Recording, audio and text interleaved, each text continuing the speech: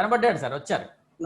అలాగే హనుమంతరావు గారికి కూడా రికార్డింగ్ స్టార్ట్ అయింది సార్. అందరికీ నమస్కారం. రామ్మూర్తి గారు ప్రొసీడింగ్స్ కంటిన్యూ చేయించండి. అందరినీ మ్యూట్ చేస్తున్నాను. సరే సార్. ఓం. అందరికీ నమస్కారం సార్. ఇవాళ 13వ భాగం సుప్రసన్న గారి సాహితీ వివేచనలో 13వ భాగానికి మనం స్వాగతం పలుకుతున్నాం అందరికీ. ఈనాటి ప్రధాన వక్తగా వచ్చినటువంటి దస్తగిరి గారికి ముందుగా స్వాగతం పలుకుతూ, భారత భారతి అక్షరార్చన వాక్స్థలి సమూహం ద్వారా ఏర్పరచుకుంటున్నటువంటి ఈ 13 భాగాలకు కూడా చక్కని స్పందన వస్తూ ఉంది. ఈ స్పందన మమ్మల్ని అయితే, నాకైతే చాలా విషయాలు దీంట్లో నుంచి నేను తెలుసుకుంటున్నాను. కాబట్టి నా వల్లనే ఎక్కువ మందికి కూడా ఈ కొత్తగా చాలా అనేకమైనటువంటి విషయాలు తెలుసుకునే అవకాశం కలిగిస్తున్నందుకు ఇన్ని రోజులుగా మనకి మార్గదర్శనం చేస్తూ ఉన్నటువంటి వక్తలు అనొచ్చు, వక్తలు అనకుండా వారిని మా జ్ఞానాన్ని పంచుతూ ఉన్నటువంటి మహానుభావులుగా వాళ్ళని అనుకుంటూ, వాళ్ళందరికీ కృతజ్ఞతలతో ఈనాటి సమావేశానికి అందరికీ స్వాగతం పలుకుతున్నాను.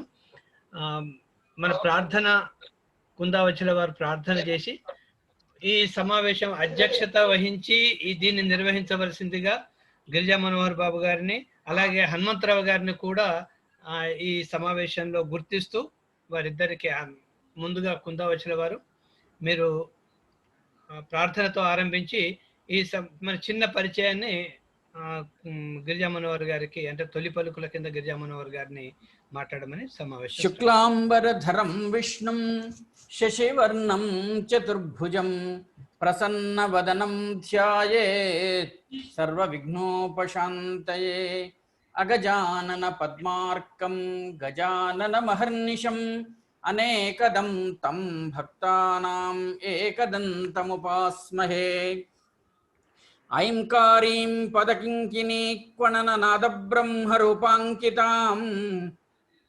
క్రేంకారారవమోదినీం సురగణాహంకారహంకారిణీం శంకాతంకహరాం విశంకటం కైంకర్యసాంగాం పంకేజాత నివాసినీం భగవతీం సరస్వతీం భావయే. గిరిజా మనోహర్ గారు మైక్ ఆన్ చేసుకోండి. పెద్దలందరికీ నమస్కారం. మనము ప్రతి శనివారం దాదాపుగా సరైనటువంటి సమయానికి ప్రారంభం చేసుకుంటూ అనేక విశేషాలను సుప్రసన్న గారి సాహిత్యం ఆధారంగా మనకు పెద్దలందరూ కూడా అందిస్తూ ఉన్నారు. ఇవాళ 13వ భాగానికి చేరుకున్నాం. ఈ 13 విషయాలు కూడా విభిన్నమైనటువంటి సుప్రసన్న గారి సాహిత్య కృషికి విభిన్నమైనటువంటి మార్గాలు, కోణాలు మనకు తెలియజేశారు చాలా మంది పెద్దలు. ఇవాళ యువమిత్రుడు డాక్టర్ వారె దస్తగిరి గారు ఒక వినూత్నమైనటువంటి విషయాన్ని గురించి మన ముందు చెప్పడానికి వచ్చారు.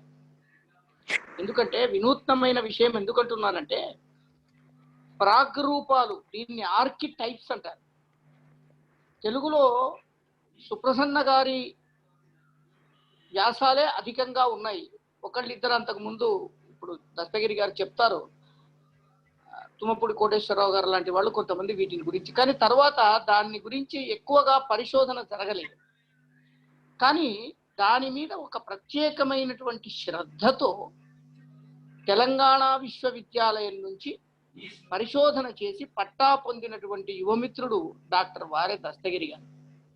వారి పర్యవేక్షకులు తెలంగాణ విశ్వవిద్యాలయంలో ఆచార్యులుగా పనిచేస్తున్నటువంటి త్రివేణి గారు, వారు కూడా ఇక్కడ మన వేదికలో వారు కూడా వచ్చారు.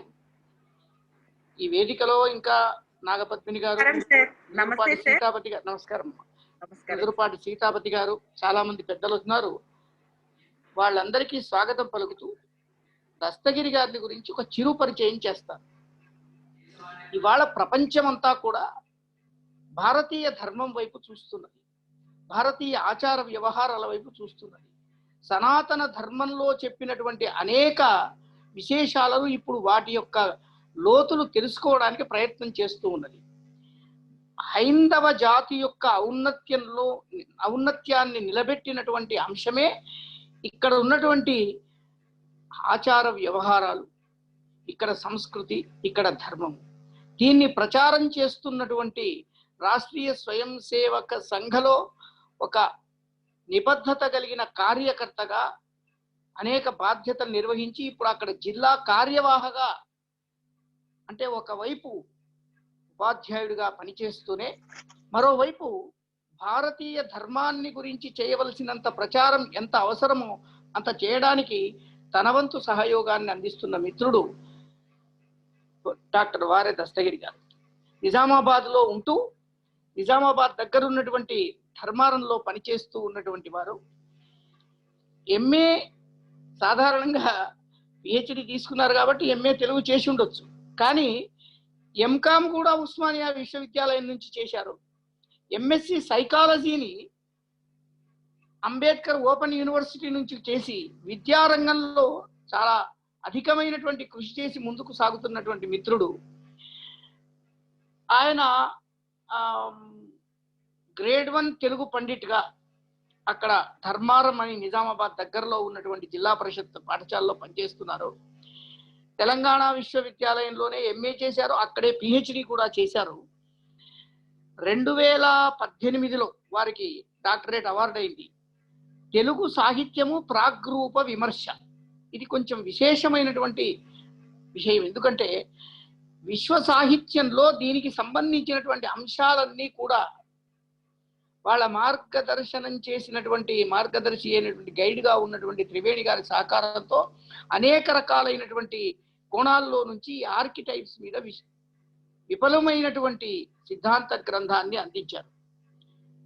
మొదటి నుంచి కూడా విద్యారంగంలో ముందడుగు వేస్తూ ఉన్నటువంటి యువమిత్రుడు దస్తగిరి గారు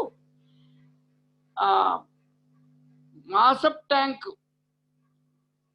లో ఉన్నటువంటి విద్యా కళాశాలలో పండిత శిక్షణ పూర్తి చేసుకున్నాడు. దాని కొరకు ఏర్పాటు చేసినటువంటి అర్హత పరీక్షలో రాష్ట్రంలో 54వ ర్యాంకులో నిలబడినటువంటి వ్యక్తి. అట్లాగే తెలంగాణ విశ్వవిద్యాలయంలో ఎంఏ తెలుగు చేరడానికి వాళ్ళు ఎంట్రన్స్ పరీక్ష పెడితే దాంట్లో మొట్టమొదటి ర్యాంకు వచ్చినటువంటి కుర్రవాడు. తర్వాత మొట్టమొదటి బ్యాచ్ లో కూడా టాపర్గా నిలబడ్డాడు. డిఎస్సి స్కూల్ అసిస్టెంట్ రాస్తే అందులో 6వ ర్యాంకు వచ్చి ఇప్పుడు ప్రస్తుతం ఆయన ఉపాధ్యాయుడిగా పనిచేస్తూ ఉన్నాడు.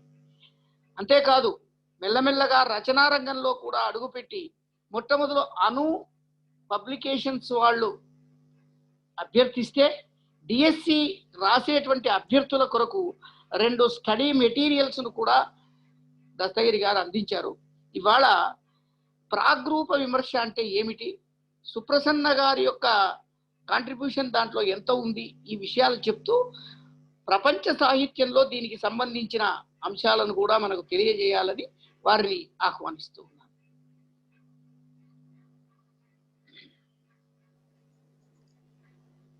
రత్నాకరా ధౌతపదాం హిమాలయ కిరీటిని బ్రహ్మ రాజర్షి రత్నాఢ్యాం వందే భారత మాతరం. ముందుగా మాతృభూమిని స్మరిస్తూ పెద్దలందరికీ కూడా నమస్కారాలు తెలియజేస్తున్నాను. ఈ భారత మాత బంగారు గర్భంలో జన్మించినటువంటి అనేక మంది ఋషితుల్యుల్లో ఋషుల్లాంటి వాళ్ళలో శ్రీ సుప్రసన్న గారు కూడా ఉండడం, వారి అనుచరులుగా మీరు ఉండడం, వారిని కలిసే అదృష్టం నాకు కలం నిజంగా చాలా ఆనందాన్ని ఇచ్చేటువంటి విషయము. వారి సాహిత్యం పట్ల అభిమానంతో అనేక మంది పెద్దలు వారి సాహిత్యాన్ని అన్వయిస్తూ కార్యక్రమాలు నిర్వహించడం చాలా సంతోషంగా ఉంది.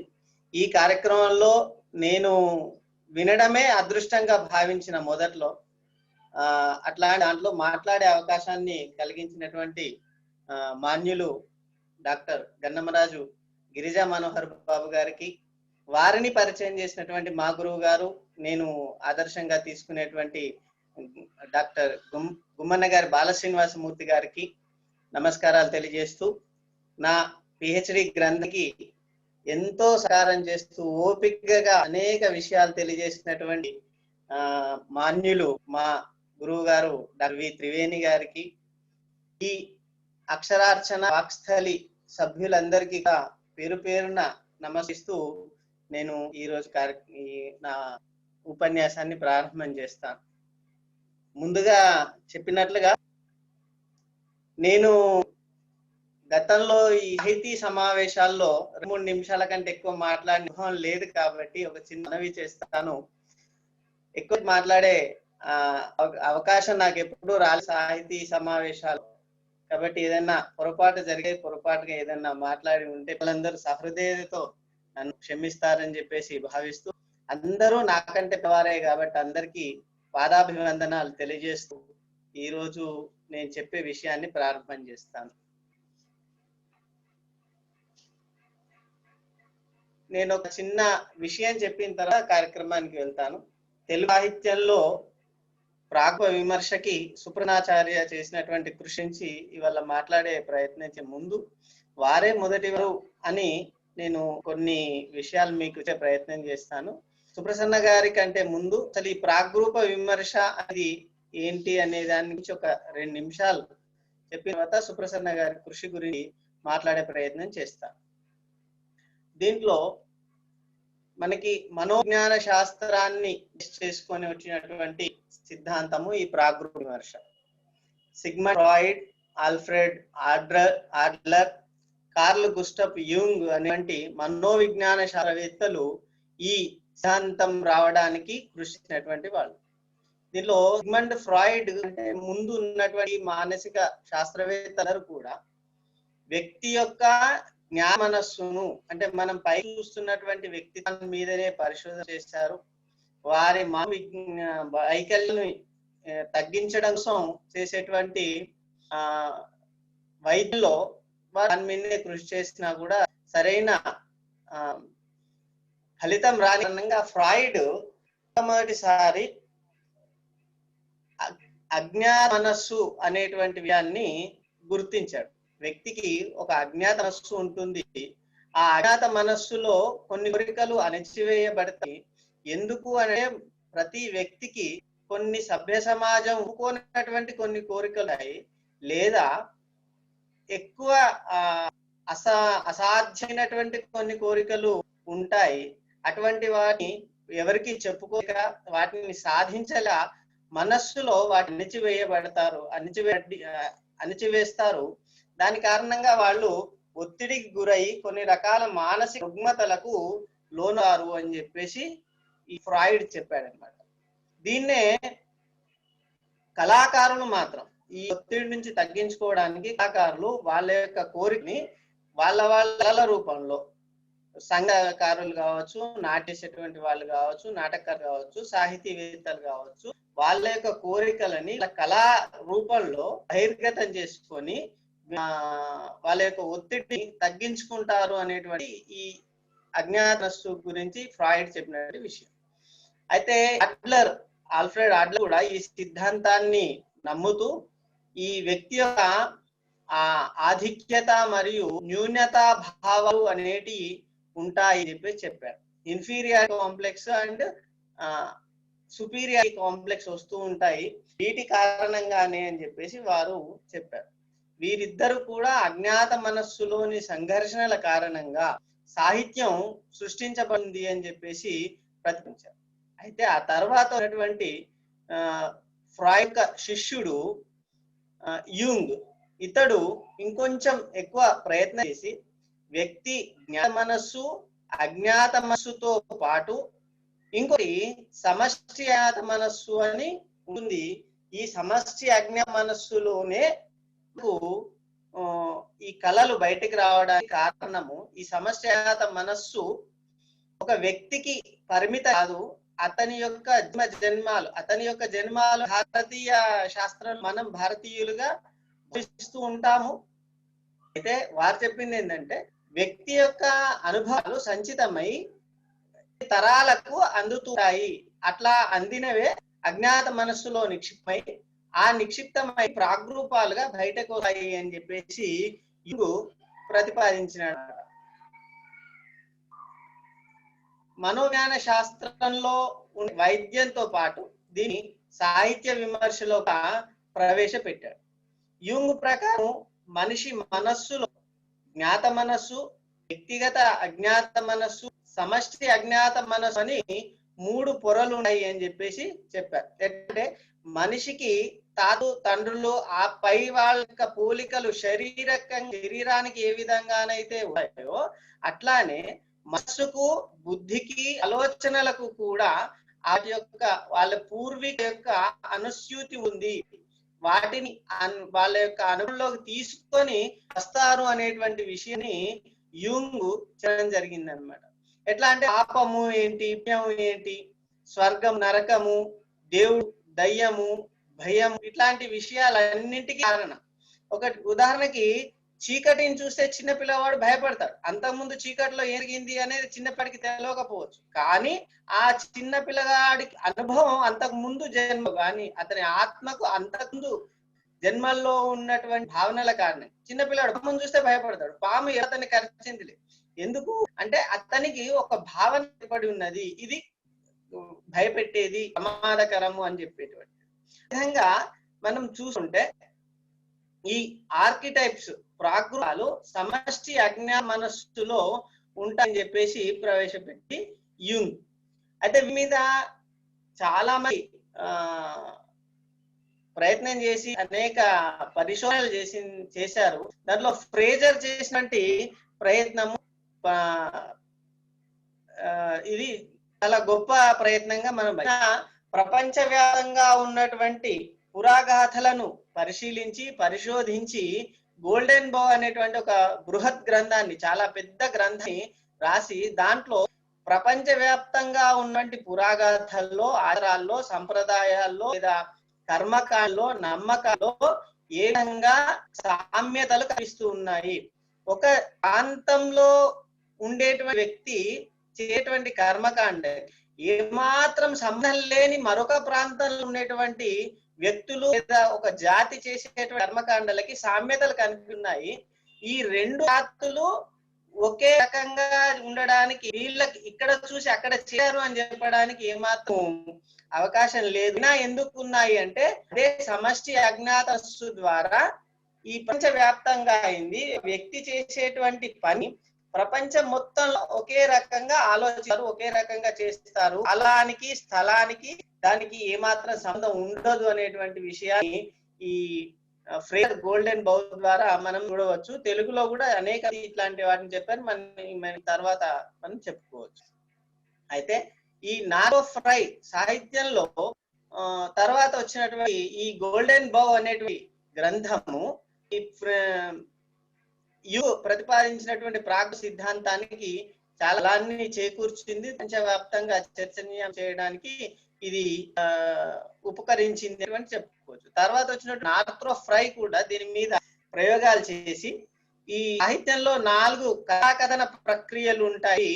కామెడీ, రొమాన్స్, ట్రాజెడీ, ఐరనీ అని చెప్పేసి 4 భాగాలుగా చేశారు కథాకథన ప్రక్రియలు చేసి వీటిని మనకు ప్రకృతిలో ఉండేటువంటి వసంత ఋతువు, గ్రీష్మ ఋతువు, శరద్ ఋతువు, హేమంతతో పోల్చి వీటికి అనుసంధానం చేయబడతాయని చెప్పేసి కొన్ని సూత్రీకరణలు చేయడం జరిగింది.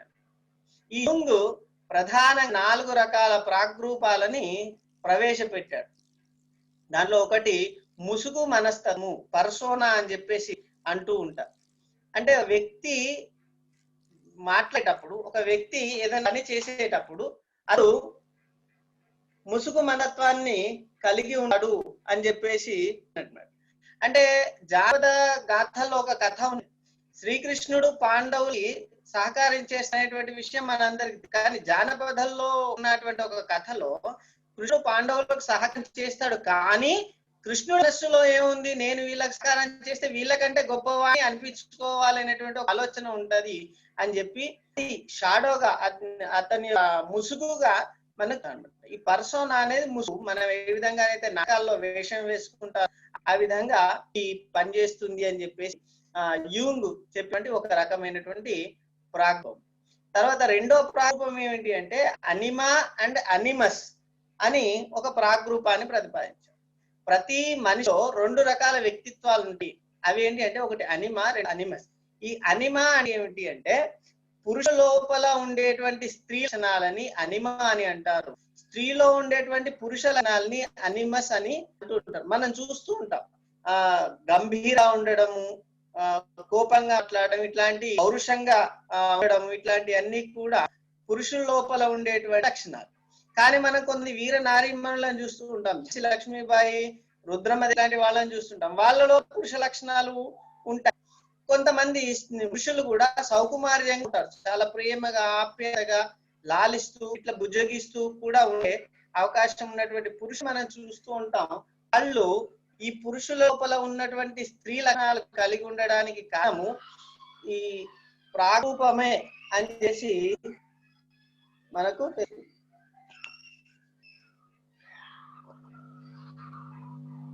ఒక్క నిమిషం కరెంటు పోయింది.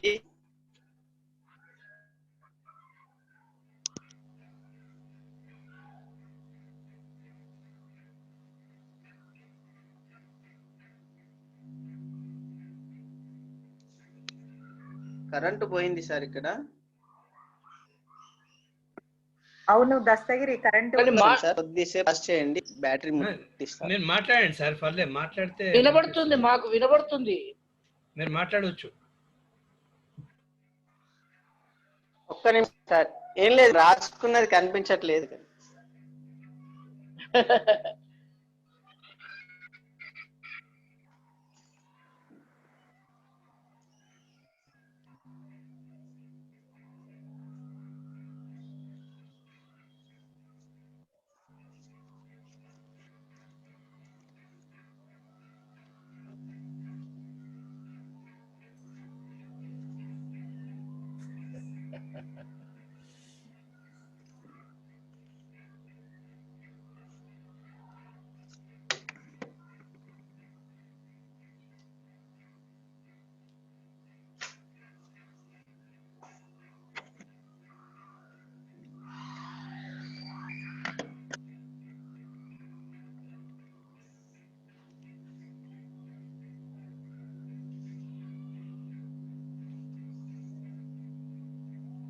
క్షమించండి సార్, ఓకే ప్రారంభం చేస్తాను.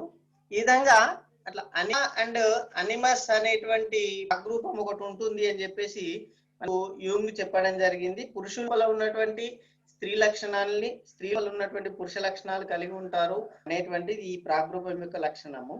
అయితే ఇంకొక మూడో రకమైన ప్రాగ్రూపం ఏమిటి అంటే షాడో ప్రాగ్రూపంగా ఈయన చెప్పడం జరిగింది. ఇదేంటంటే అనాగరికటువంటి ఆటవిక జాతిలో మనిషి ఉన్నటువంటి లక్షణాలు మనిషి పోగొట్టుకోలేడు. ఎంత నాగరికుడు అయినప్పటికీ ఒక్కొక్కసారి అతన్ని పూర్వీకుల యొక్క అనుభవాలు లేకపోతే మనత్వము నీడలాగా వేలాడుతూ ఉంటుంది అని చెప్పేసి చెప్తూ ఉంటాడు. ఈ షాడో ప్రతి మనిషి కూడా అణిచివేస్తూ ఉంటాడు. అట్లా అణిచివేసుకోలేనటువంటి సందర్భంలో అతడు రాక్షసులాగా ప్రవర్తించే ప్రమాదం ఉంది అని చెప్పాడు. దీనికి ఎగ్జాంపుల్ గా మనకు ఒక విషయం తీసుకోవచ్చు. రావణాసురుడు చాలా గొప్పవాడు, చాలా శాస్త్రాలు చదువుకున్నట్టు వాడు, మేధావి అయినప్పటికీ కూడా సీతను అపహరించడం అటువంటి తప్పు పని ఎందుకు చేశాడంటే అతని లోపల ఉన్నటువంటి ఈ షాని రాక్షసత్వాన్ని అతను విడిచిపెట్టుకోలేకపోయాడు అటువంటి విషయాన్ని మనం గమనించాల్సి ఉంది. తర్వాత సూచించినటువంటి మరొక ప్రాగ్రూపం ఏమిటంటే వ్యక్తి మూర్తిమత్వానికి ఆత్మ కేంద్రంగా ఉంది అని చెప్పాడు. ఇదే సెల్ఫ్. మనం భారతీయ శాస్త్రవేత్తలు ఆత్మ భావన ఏదైతుందో అది సెల్ఫ్ అని చెప్పి దీనిలో చెప్పడం జరిగింది అన్నమాట. భారతీయుల ఆత్మ భావనకు ఇది చాలా దగ్గరగా ఉంది అనే విషయము మనం గుర్తుంచుకోవాలి.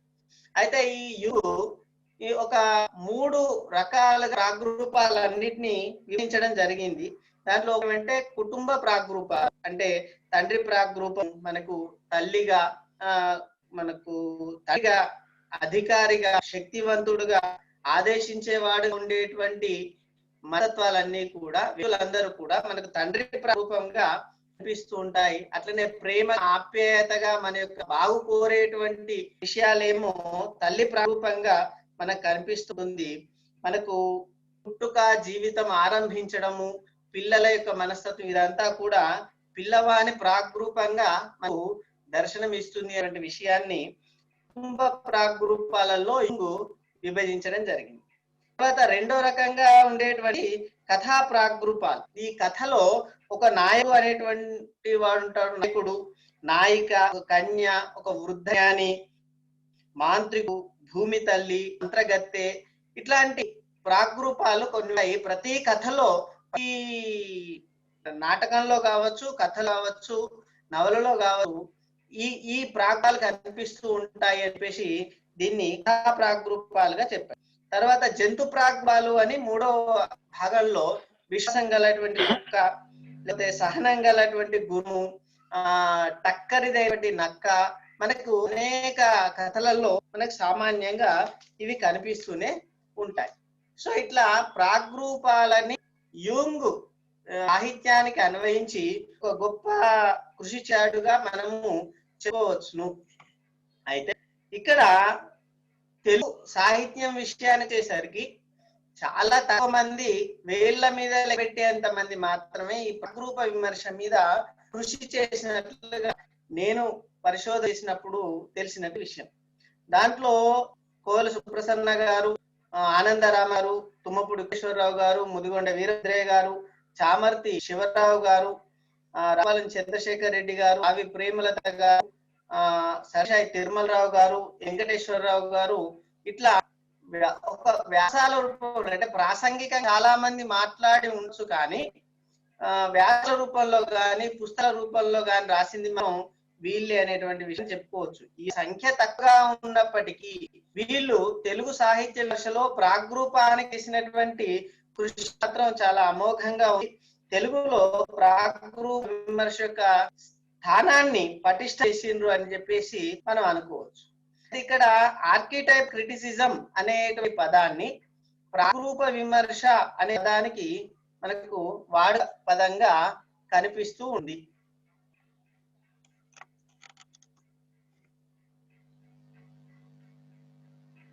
సో ఈ నేను చూసినటువంటి లేదా నేను గ్రహించినటువంటి విషయాల్లో ఈ ప్రాగ్రూప విమర్శకి సంబంధించి ప్రాగ్రూపము అనే పదాన్ని మొట్టమొదటిసారిగా వాడి ఆచార్య సుప్రసన్న గారే అనేటువంటి విషయం చెప్పడం ఏమాత్రం సందేహం లేదు. ఏదైనా డిక్షనరీ కానీ మిగతా సమావేశాలు మాట్లాడేటప్పుడు కానీ లేదా ప్రాసంగికంగా మాట్లాడేటప్పుడు కానీ భాషా శాస్త్రం విషయం కానీ ప్రాగ్రూపం అనేటువంటి పదం వేరే వాళ్ళు వాడి ఉంటే వాడవచ్చు, కానీ పుస్తక రూపం అచ్చు రూపంలో వ్యాసంలో ప్రయోగించింది మాత్రం సుప్రసన్న గారే అని చెప్పడంలో ఏమాత్రము సందేహపడాల్సిన అవసరం లేదు అని నాకు అనిపిస్తుంది. ఎందుకంటే వీరు మొట్టమొదటిసారి 1980లో రాసినటువంటి గరుడోపాఖ్యానం మహాభారతము రహస్య కథన సంప్రదాయము అనే వ్యాసంలో, ఇది సహృదయ చక్రం అనే గ్రంథంలో ఆ వ్యాసం మొట్టమొదటిసారిగా ప్రాగ్రూపము అనేటువంటి పదాన్ని వాడినట్లు మనకు కనిపిస్తూ ఉంటుంది. ఇక్కడ మహాభారత కథకి గరుడాఖ్యానము సూక్ష్మ ప్రాగ్రూపంగా ఉంటుంది అని చెప్పి అనేక ఎగ్జాంపుల్స్ చెప్పారు. మన తర్వాత వాటిని వివర ఏ ప్రాగ్రూపాలని వారు చెప్పారు అనేటువంటి విషయాన్ని చెప్తాను.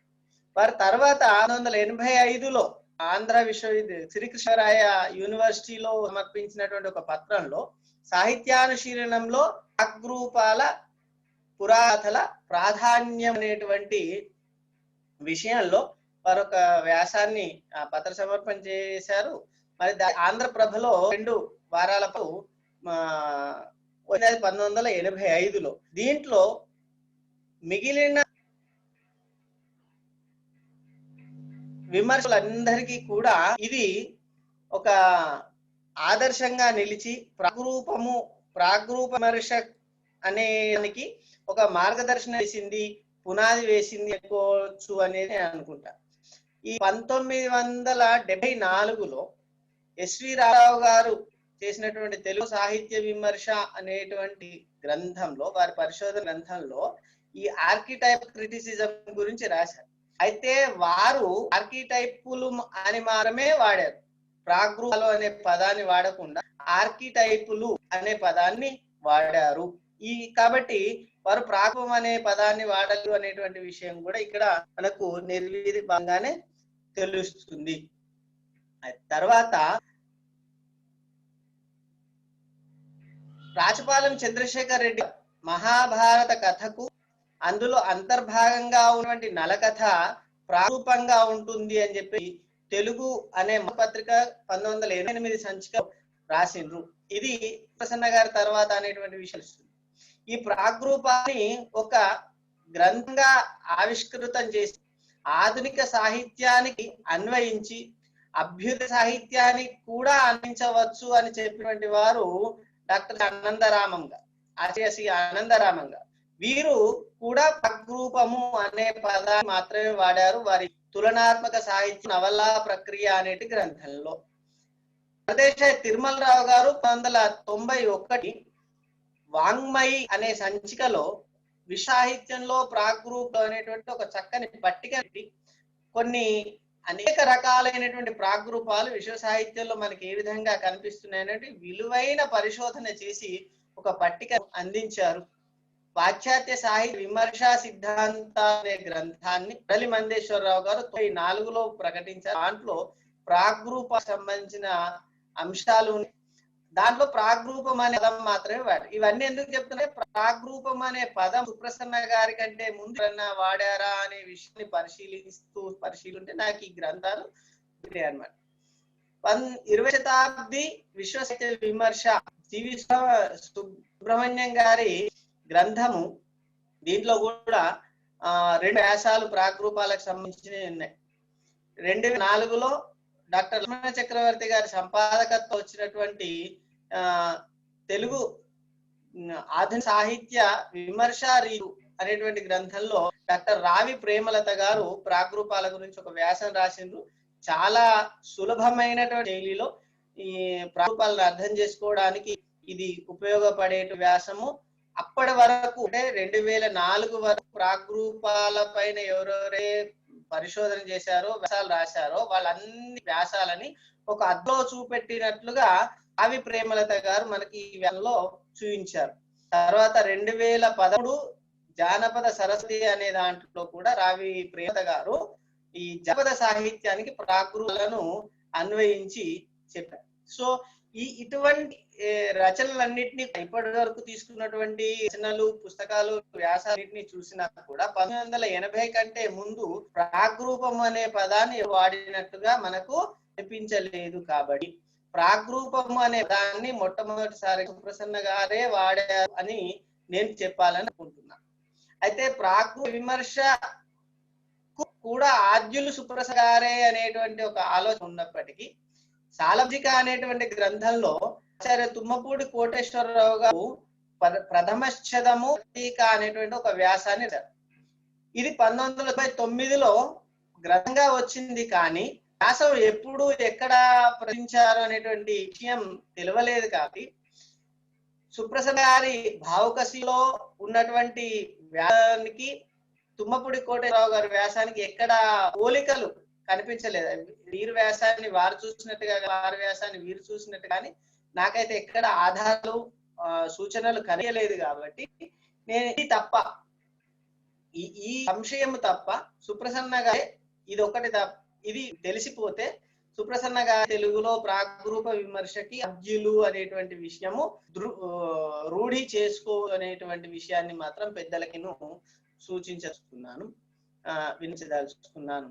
ఇప్పుడు ఈ తెలుగు సాహిత్యము ప్రాగ్రూప విమర్శ అనేటువంటి నా పరిశోధన గ్రంథానికి ముందు మాట రాయండి అని కోరినప్పుడు సుప్రసన్న గారు చెప్పి, నేను అడిగాను, సార్ ఈ మీరే ప్రథములా అని అంటే నాకైతే తెలియదు కానీ స్నాతకోత్తర స్థాయిలో మాత్రం ప్రాగ్రూప విమర్శను హాస్య కథన పద్ధతిని సిలబస్ లో పెట్టిన మా కాకతీయ విశ్వవిద్యాలయంలోనే అని చెప్పారు. సో ఇట్లా ప్రాగ్రూప విమర్శకి తెలుగులో ఆద్యులుగా సుప్రసన్న గారిని అనుభవించుకోవచ్చేమో అనేసి ఒక ఆలోచన మాత్రం ఉంది.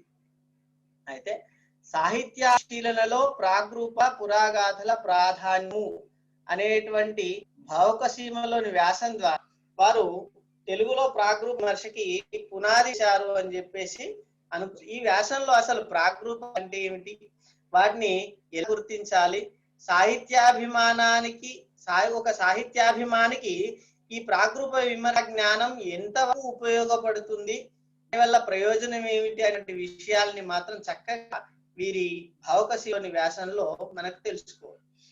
దీంట్లో సుప్రసాద్ గారు నవ్య సంప్రదాయవాది అటువంటి విషయం అందరికీ తెలుసు.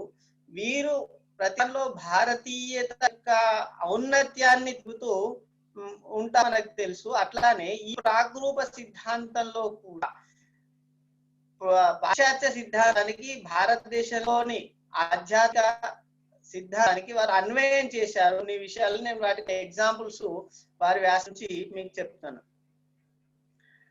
అసంశయం క్షత పరిగ్రహ క్షమ సందర్భంలో కాళిదాస్ అంతఃకరణ ప్రవృత్తికి ప్రాధాన్యత ఇవ్వడం జరిగింది అని చెప్పారు.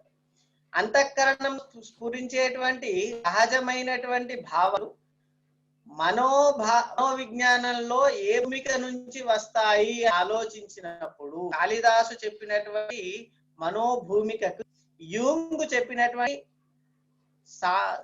అజ్ఞాత మనస్సుకి మనకు సంబంధం కుతుంది అనేటువంటి విషయాన్ని సుప్రసన్న గారు చెప్పారు. అనే జననాంతర సహృదులు భావస్థిరములు అనేటువంటి చోట కూడా భావం అనేటువంటి శబ్దానికి అర్థం చెప్పినప్పుడు ప్రాగ్రూపానికి కనిపిస్తుంది అని వారు చెప్పారు.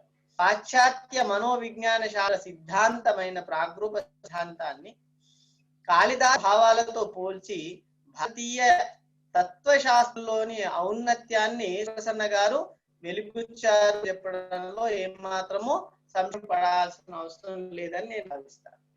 దీంతో పాటు మాండూక్యోపనిషత్తులో మనస్తత్వ శాస్త్రాంశాలకు సంబంధించినటువంటి విషయాలు చర్చించబడ్డాయి. అవస్థాత్రయం, జాగ్రత్త, స్వప్న, సుషిప్తి అవస్థలు అనేటువంటి అవస్థలో మనకు భిన్న చైతన్యాలు గురించి చెప్పబడింది. వీటిలో స్వప్న దశను అవచేతనగా, సుషిప్తి అవస్థను సమష్టి అవచేత సుప్రసన్న గారు అన్వయించారు. మాండూక్యోపనిషత్తు చెప్పినటువంటి తురీయావస్థను ఇంకా ఆధునిక విజ్ఞాన శాస్త్రము చేరుకోలేదు కూడా భారతీయ తత్వశాస్త్రం యొక్క ఔన్నత్యాన్ని మరింతగా చెప్పేటువంటి విషయం ఇక్కడ మనం గ్రహించుతుంది.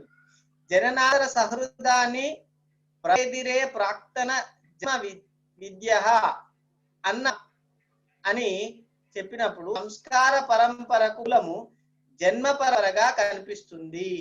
కానీ ఈ జన్మని పాశ్చాత్యులు ఒక ఆత్మ పూర్వజన్మ పునర్జన్మ అటువంటి విషయాల్ని పాశ్చాత్యులు అంగీకరించిన కారణంగా పాశ్చాత్యులు చెప్పింది ఏమిటి, జన్మ పరంపరకు సమానం. ఇక్కడ మనం జన్మలు అని అంటున్నాం, పూర్వజన్మ పునర్జన్మ అని అంటున్నాము. కానీ పాశ్చాత్యుల సిద్ధాంతంలో తరాలు సంచిమైనటువంటి అనుభవాలను సంచి చేసుకొని పుడతాయని వేసి చెప్పినమాట ఇక్కడ. కాబట్టి మనం యూంగ్ చెప్పినటువంటి సిద్ధాంతాన్ని భారతీయ తత్వ సిద్ధాంతంతో అన్వయించుకోవచ్చు. చిన్న మార్పు ఇస్తే వాళ్ళు తరాలు అన్నారు, మనం జన్మలాము అని చెప్పి వారు విశ్లేషణ చేయడం జరిగింది. యూంగ్ ఆత్మ పదార్థాన్ని అంగీకరించడానికి సహితంగా వచ్చిన మాట నిజమే కానీ అంగీకరించలేదు అంటారు సుప్రసన్న గారు. కాబట్టి పాశ్చాత్యానికి ప్రాచ్యానికి ఉన్నటువంటి మౌలికమైన కాబట్టి దీన్ని మనం గమనించాలి.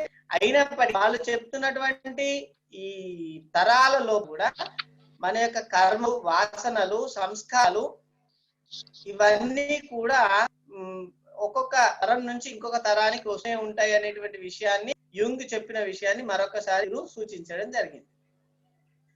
ఇక్కడ సుప్రసాద్ గారు చెప్తూ జీవుడు శరీర ధారణ చేయడానికి వస్తూ 5 భూత సూక్ష్మము, 5 ఇంద్రియ సూక్ష్మము మాత్రమే కాక మనసును కూడా వెంట తెచ్చుకుంటారు అని అంటారు.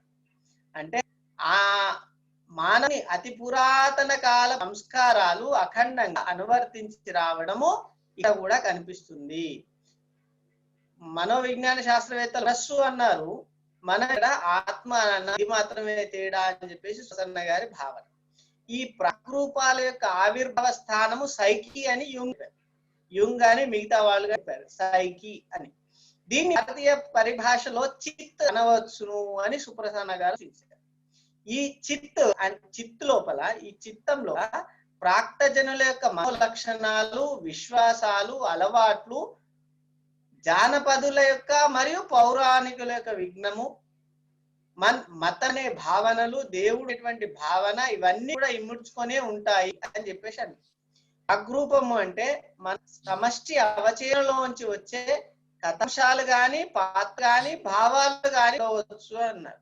కొంతమంది అభిప్రాయం ప్రకారం కేవలం పాత్రలు మాత్రం ప్రాగ్రూపాలు కొంతమంది అన్నారు. కానీ పాత్ర మాత్రమే కాదు, కథాంశాలు కావచ్చు, సన్నివేశాలు కావచ్చు, భావాలు కూడా కావచ్చు అని అన్నారు. తర్వాత సూచించేటువంటి వారు వేటిని ప్రాగ్రూప స్వీకరించారనే విషయాన్ని తెలియజేస్తాను. ప్రాగ్రూప వివేచన, ప్రాగ్రూపాలను గుర్తించడము, ప్రాగ్రూప ప్రవృత్తిని గుర్తించడము అనే విధానాలను సుప్రసన్న గారు సూచించారు. అయితే ఈ సూచనలను గురించి నాకు చాలా ఆశ్చర్యం వేసినటువంటి విషయం ఏమిటంటే, ఆచార్య ముదిగొండ వీరభద్రయ్య లాంటి వారు వీరిసినటువంటి ఒక వ్యాసం పై మరొక వ్యాసాన్ని రాశారు, ప్రాగ్రూపాదుల వివేచన రాశారు. ఆ వ్యాసం వల్ల ఈ ప్రాగ్రూప వివేచన అనే మొదటి స్థానమే ఇంకా తెలుగులో పూర్తి కాలేదు. అట్లాంటప్పుడు మిగతా 2 స్థానాలు ఏ విధంగా పూర్తయితాయి అని, ఇది పూర్తి కాకుండా దీన్ని పూర్తి చేయకుండా మిగతా 2 పూర్తి కావడము సమంజసం కాదు, సరైన పద్ధతి కాదు అని చెప్పేసి అన్నారు. ఈ మొదటి దశనే దాటలేదు తెలుగులో ప్రాగ్రూప విమర్శ అని చెప్పేసి ముదిగొండ వీరభద్రయ్య గారు అన్నారు. ఇక్కడ ప్రాగ్రూపాలు విశ్వజీనాలు, విశ్వమంతా కూడా ఒకే రకంగా వీటిని భావిస్తుంటారు. అందుచేత వీటి మీద ఆధారపడి నిర్మితమైనటువంటి గాథలు కూడా విశ్వనీనాలే అవుతాయి అని చెప్పేసి సుప్రసన్న గారు ఈ విషయాన్ని సూత్రీకరించారు. ఇందాక చెప్పింది యూంగ్ చెప్పినటువంటి ప్రాగ్రూపాలు 4. సుప్రసన్న గారు 5 రకాల ప్రాగ్రూపాలని మనకు సూచించారు. ఒకటి మాతృ ప్రాగ్రూపము లేదా స్త్రీ పురుష ప్రాగ్రూపము అని చెప్పారు. రెండోది పునర్జన్మ ప్రాగ్రూపము. మూడోది సమూహ వ్యక్తిత్వాన్ని ఇవ్వడము. నాలుగోది తెగ నాయకునితో తాదాత్మ్యం చెందడము. ఐదవది మనిషి ఈ జన్మలోనే మరలా కొత్త జీవితాన్ని ప్రారంభించడము అని 5 రకాల ప్రాగ్రూపాలను సూచి వీటికి సంబంధించినటువంటి వివరాలను ఆ వ్యాసంలో రాశారు. వీటితో పాటు ప్రేమ, దయ, క్రోధము, పగ మొదలవన్నీ కూడా ప్రాగ్రూపాలలో వస్తాయి. ఇవి అనుకూలాను ప్రతికూలంగాను కూడా మనకు కనిపిస్తాయి అని చెప్పేసి వారు చెప్పారు. అదే వీరు రాసినటువంటి సహృదయ చక్రము కావచ్చు, భావుక కావచ్చు, అట్నే అందంగము అని చెప్పేసి వారి యొక్క పీఠికల పుస్తకం ఉన్నది. అందులో ఉన్నటువంటి వ్యాసం ద్వారా మొత్తం ఈ 3 వ్యాసాలలో వారొక 13 ప్రాగ్రూపాలని తెలుగు సాహిత్యంలో గుర్తించినట్లుగా. దానిలో మొదటి ప్రాగ్రూపం ఏమిటి అంటే, పాశ్చాత్య ప్రపంచంలో, పాశ్చాత్యుల్లో ఒక కథ ప్రచారం లోపల ఏంటి అంటే, సూర్యుడు సముద్రం నుంచి అవతరించినటువంటి ఒక దివ్యమైనటువంటి వీరుడు. ఇతడు పడమటి వైపు ప్రయాణం చేసినప్పుడు పడమట ఉన్నటువంటి భయంకరమైనటువంటి సర్పం అతన్ని మృంగేసింది. రాత్రంతా ఆ సర్పం లోపలనే ఉండి దాంతో యుద్ధం చేసి ఆ సర్పాన్ని చీల్చుకొని రక్త సిక్కినటువంటి దేహంతో బయటకు వస్తాడని పాశ్చాత్య లోకంలో ఉన్నటువంటి కథ. అట్లనే ఈ కథ భారతదేశంలో కూడా మనకు కనిపిస్తుంది. సూర్యుడు మందేహులు అనేటువంటి రాక్షసులతో యుద్ధం చేసి రక్తసిక్తమైనటువంటి దేహంతో రథంపై ప్రయాణం చేస్తాడు అనే కథకు సారిత సూచించడం జరిగింది.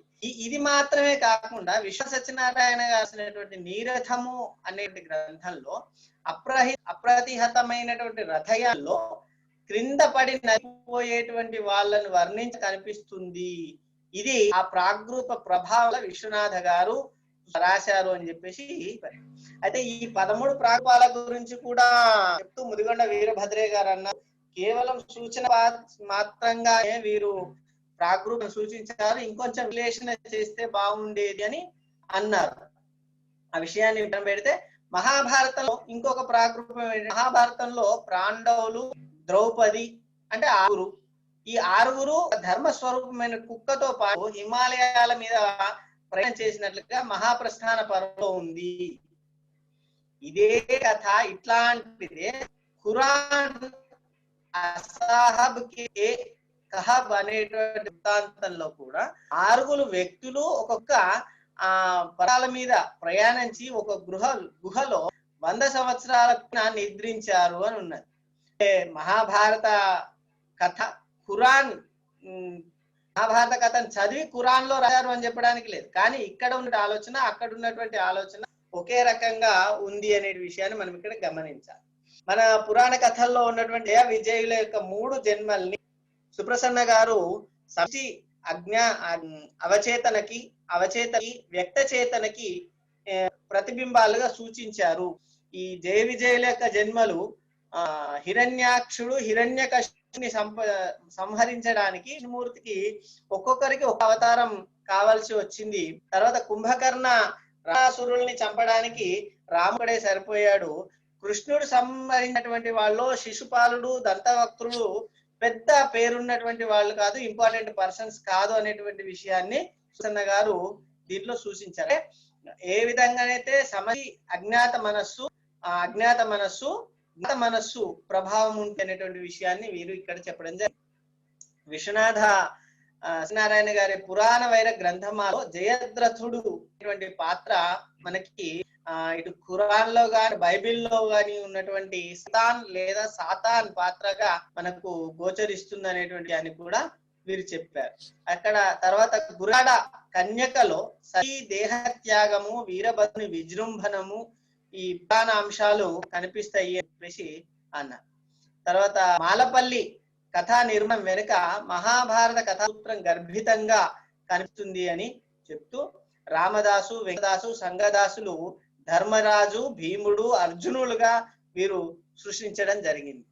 ఈ బుచ్చయ్య గారి దగ్గర ఉపదేశం తీసుకోవడం సంగదాసు అయితే ఉందో ఇది భీష్మ యొక్క ఉపదేశంగా లేదా గీతోపదేశంగా మనం భావించాలి అని చెప్పేసి చెప్పారు. కమల వికృత రూపాన్ని నలుడి యొక్క బాహుకుడుగా దళిత దగ్గరికి రావడంగా చూపించాడు. ఈ మాలపై ఉన్నటువంటి సెటిల్మెంట్ జీవితం ఏదైతే ఉందో మహాభారత కనిపించే అరణ్యవాసం అజ్ఞాతవాసంగా భావించాలి చెప్పేసి చెప్పారు. అట్లనే 1000 పడగలు నవలల్లో అనేక ప్రాగ్రూపులు ఉంటాయి. అక్కడ నవల్లో కనిపించేటువంటి కళ కానీ పాముల పడగ కానీ అక్కడ అనున్నటువంటి గణాచారి పసరిక పాత్రలు కానీ ఇవన్నీ మనకు ప్రాగ్రూపాలే అని చెప్పేసి వారు ఒక్కొక్క దాని గురించి వివరంగా చెప్పడం జరిగింది.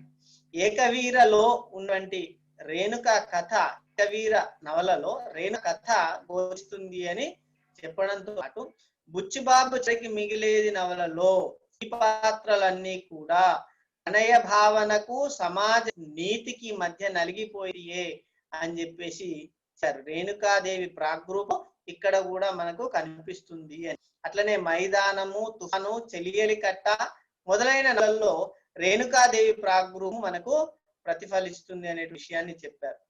పురాణంలో ఉన్నటువంటి బుద్ధుడు ఇలా వృత్తాంతము మనోవిజ్ఞాన శాస్త్రం చెప్పే అనిమస్ల సమైక్య లక్షణంగా సుప్రసన్న గారు వివరించారు. తర్వాత శ్రీశ్రీ పెట్టిన మహాప్రస్థానం పేరుగా సోమసుందర్ పెట్టినటువంటి వరాయుధం పేరు గాని ఈ పేర్లు పెట్టడంలో ప్రారూపాల యొక్క ప్రభావం ఉంది అని చెప్పి సుప్రసన్న వివరించడం జరిగింది. శ్రీశ్రీ ప్రయోగించిన పరమేష్ఠి జూకాలు అన్నప్పుడు జగన్నాథ రథచరాలు అన్నప్పుడు కూడా ఈ ప్రాగ్రూప భావన మనకు కనిపిస్తుంది. సహృదయ చక్రంలో వారు రాసినటువంటి వ్యాల్లో గరుడోపాఖ్యానము మహాభారత కథ ప్రాగ్రూపంగా కనిపిస్తుంది అనేటువంటి విషయాన్ని చెప్పారు. రహస్య కథన పద్ధతి అనేటువంటి విషయంలో తీర్చారు. ఇక్కడ గరుడోపాఖ్యానంలో ఉన్నటువంటి వారు కశ్యపుని భార్యలైనటువంటి వినత కరువలు మహాభారతంలో కుంతి గాంధార్లకు సమానంగా కనిపిస్తారు. వినత కుంతిలాగా అల్ప సంతానం గలది, మంచి వాళ్ళు సంతానం. గరుడు అనూరుడు 5 పిల్లలు, కుంతికి కూడా 5 పిల్లలు, అల్ప సంతానము. అదే గాంధారి ఏమో కద్రువలాగా సంతానం కలిగినటువంటిది, ధర్మబుద్ధి లేనటువంటి వాళ్ళు అనేటువంటి విషయం ఇక్కడ వారు సూచించారు. తర్వాత కౌరవుల్లో ప్రముఖుడైనటువంటి దుర్యోధనుని యొక్క ధ్వజం పైన నాగ పాము ఉంటుంది, అంటే నాగధ్వజాన్ని కలిగి ఉంటాడు. ఈ ధ్వజం యొక్క ప్రతీక కూడా కౌరవులకు సర్పాలకు ఉన్నటువంటి సామ్యాన్ని సహితంగా తెలుపుతుంది అనే విషయాన్ని సుప్రసన్న గారు సున్నితంగా పరిశీలించి చెప్పడం జరిగింది. ఇక్కడ అనూరుడు కర్ణుడు సమానంగా మనకు కనిపిస్తాడు, అనూరుడి యొక్క ప్రభావం కర్ణుడి పైన ఉంటుంది అనేటువంటి విషయాన్ని చెప్తూ, అనూరుడు సూర్యుడి యొక్క సారథి, కర్ణుడు సూర్యుని యొక్క సంతానం. ఇక్కడ సామ్యత చెప్తుంది. అనూరుడు వల్లనే అనూరుడు లాగానే కర్ణుడు కూడా పుట్టంగానే తల్లి దూరమయ్యాడు, అట్లానే తల్లికి అకాలంలో జన్మించాడు. అంటే ఇక్కడ వినతకేమో నెలలు అంటే పక్వత రాకముందే పుడతాడు, కుంతికేమో పెళ్లి కాకముందే పుడతాడు, కాబట్టి అకాలంలో జన్మించాడు అని చెప్పేసి అని అన్నాడు. అట్లా వికలాంగుడైన అనూరుడు జీవితాంతం బాధపడితే అనేక రకాలైనటువంటి శాపాలతో కర్ణుడు బాధపడ్డాడు అని చెప్పేసి వాళ్ళిద్దరికి సామ్యం చెప్పాడు. అంటే వినత దాస్యం, కద్రువ సంతానం అయినటువంటి నాగులు చేసిన మోసము కారణంగా సంభవిస్తే కౌరవ యొక్క మోసం కారణంగా ధర్మరాజు మొదలైనటువంటి వాళ్ళు అరణ్యవాసాలు చేయాల్సింది అని చెప్పారు. ఇక్కడ అర్జునునికి గరుడునికి కూడా పోలికలు ఉన్నట్టు వారు సూచారు. గరుడు అమృత కోసం ఇంద్రునితో యుద్ధం చేస్తే ఖాండవన సమయంలో అర్జునుడు ఇంద్రుడితోని యుద్ధం చేశాడు అని చెప్పేసి, గరుడు భీమసేనుడు ఇద్దరు కూడా వాయువుతో సంబంధం కలిగినటువంటి వాడు, ఇద్దరికి అధికమైనటువంటి ఆకలి ఉన్నది అనేటువంటి విషయాన్ని చెప్పారు. పాండవ పత్ని ద్రౌపది సూర్యపత్నులైనటువంటి సంధ్య ఛాయకు సంబంధం ఉన్నది అని. ద్రౌపది ఏ విధంగానే అగ్ని నుంచి పుట్టిందో సంధ్య కూడా అగ్ని నుంచి పుట్టింది. ఛాయ నల్లగా ఉంటుంది, ద్రౌపది కూడా శరీర వర్ణం నల్లగా ఉంటుంది అనేటువంటి విషయాలు చెప్తూ వారు గరుడోపాఖ్యానానికి మహాభారతానికి గరుడోపాఖ్యానం ఏ విధంగా ప్రాగ్రూపంగా నిలిచిందో చెప్పడం జరిగింది. అనే మహాభారతంలో ఉపచర వసు వృత్తాంతము, ఇది అంతరంగమైనటువంటి గ్రంథంలో రాశారు. ఉద్దీపన పేరుతోని వసు చరిత్రకు పీఠిక రాసు వీరు దాన్ని సృష్టించారట. ఋగ్వేదంలో ఉపరిచర వసు వృత్తాంతికి వృత్రాసుర వధ మూలమైనటువంటి ప్రాగ్రూపము చెప్పారు. దీంట్లో 3 పొరలుగా ఈ కథను విడమించి చెప్పారు. ఒకటేమో ఉపరిచర వసు వృత్తాంతం ఉంది, ఇది పైకి ఉంచేటువంటి కథ. ఇంద్రుడు వృత్రాసుర కథ అనేది ఋగ్వేదంలో ఉన్నటువంటి కథ, దీంట్లో అంతర్గతంగా కనిపిస్తుంది అని చెప్తూ, సామాన్య ప్రకృతి సన్నివేశం కూడా ఈ కథలో ఉంటుంది అనే, జలం ఏ విధంగానైతే మేఘాలు ఉండి మేఘాలు వర్షిస్తూ ఉండి రాక్షసులు అడ్డుకుంటూ ఉంటే ఇంద్రుడు తన యొక్క వజ్రాయుధంతో యుద్ధం చేసి జలాన్ని తీస్తాడనేటువంటి కథ ఏదైతే అది ప్రకృతికి సంబంధించినటువంటి కథ దీంట్లో ఇమిడి ఉంది అని చెప్పేసి చెప్పాడనమాట. ఆకాశంలో మేఘాలు కప్పుకొని ఉండడం ఇదంతా ఆ కథలో ఉంటుంది అని చెప్పేసి. తర్వాత అదే వసు చరిత్ర శాకుంతలానికి కూడా పోలికలు ఉన్నాయి. వసురాజు ఉద్యానవనానికి వెళ్ళాడు, దుష్యంతుడేమో వేసం వెళ్ళాడు. వసురాజు గీత సంగీతం విని అక్కడ వెళ్తే శాకుంతలంలో సారంగం దుష్యంతుణ్ణి కణ్వ మహాశ్రమానికి తీసుకుపోతుంది. ఇక్కడ సారంగము సంగీతానికి ప్రతినిధి అని చెప్పాడు. దుష్యంతుడు వసురాజు ఇద్దరు కూడా చాటకుండా ఉండి అక్కడ పరిస్థితిని గమనించు అని చెప్పేసి, దుష్యంతుడు తన స్వరూపాన్ని కనిపించనీయలేదు. వసురాజు మారువేషంలో ఉన్నాడు. ఇక్కడ మంజువాణి శాకుంతలంలోని అనసూయ, ప్రియంవద, సాను ఈ స్థానాల్లో మనకు కనిపిస్తుంది అని చెప్పేసి చెప్పారు. ఇట్లా చెప్తూ ఇన్ని ప్రాగ్రూపాలు తెలుగు సాహిత్యాన్ని భారతీయ సాహిత్యానికి వహించి చూపెట్టి ప్రతీకకు ప్రాగ్రూపానికి మధ్య విస్పష్టమైనటువంటి విభజన రేఖ గీయలేము అని చెప్పారు. అన్ని ప్రాగ్రూపాలు ప్రతీకలు కాదు, అన్ని ప్రతలు ప్రాగ్రూపాలు కాదు, కానీ కొన్ని ప్రాగ్రూపాలు మాత్రం ప్రతి లక్షణాలను కలిగి ఉంటాయి. కొన్ని ప్రాగ్రూపాలు మాత్రం ప్రతీక లక్షణాలను కలిగి ఉన్నాయి అని చెప్పేసి చెప్పారు. దీన్ని కూడా ఇంకొంచెం విడమరిచి చెబితే బాగుంది అని వీరభద్రయ్య గారు తర్వాత వారి వ్యాసంలో సూచించడం జరిగింది. కాబట్టి ఇక్కడ ఈ ప్రాగ్రూప భావాన్ని చెప్తూ అసలు సాహిత్య సృజనకు మూలంగా ఉన్నటువంటి విషయాన్ని కూడా మొదట్లో చర్చించారు సుప్రసన్న గారు. ఏ సాహిత్య సృజనకైనా మూలం వ్యక్తావ్యక్త జగత్తోటి అనుసంధానము. సృజనవేత్త రచయిత వ్యక్తావ్యక్త చైతన్యాల నడి బిందువు మీద నిలిచి ఉన్నాడు. తన అవచేతనలోని త్రోసు వస్తున్న అనుభూతి ముద్రలను, విచిత్ర రూపాలను, కల్పనలను వ్యక్త జగత్తులోకి విసిరివేస్తూ దానికి రచనాకాలాన్ని కల్పిస్తాడు అని సుప్రసన్న రాశారు భావుకశిలో. దీన్ని ముదుగు వీరభద్రయ్య గారు చక్కగా విడమరిచి చెప్పడం జరిగింది. కేవలం అవ్యక్తమైనటువంటి స్థితిని మాత్రమే చూస్తే ఇక శైలికి శిల్పానికి ఎటువంటి ప్రాధాన్యత ఉండకపోయేది. కానీ సుప్రసన్న గారు చక్కగా చాలా విలువైనటువంటి సూత్రీకరణ ఇక్కడ చేశారనేటువంటి విషయాన్ని చెప్పాడనమాట. ఈ సాహిత్య సృజనకి దశలో అయినా సరే జాతి యొక్క పురాగాథ, దాని అనంత కాలపు అనుభవాలు స్ఫుటాలుగా ఉంటాయి. కాబట్టి ఉపమాది సామాగ్రి కూడా, నిర్మాణ మాధురులన్నీ కూడా పురాగాథల ఆధారం మీద నిలిచి ఉండటం మనకు సహజంగా కనిపిస్తూ ఉంటుంది అనేసి సాహిత్యంలో పురాగాథల యొక్క ప్రాగ్రూప ప్రభావాన్ని వారు వివరించడం జరిగింది. ప్రాగ్రూప విమర్శకు ఒక 3-4 ప్రయోజనాన్ని వారు సూచించారనమాట.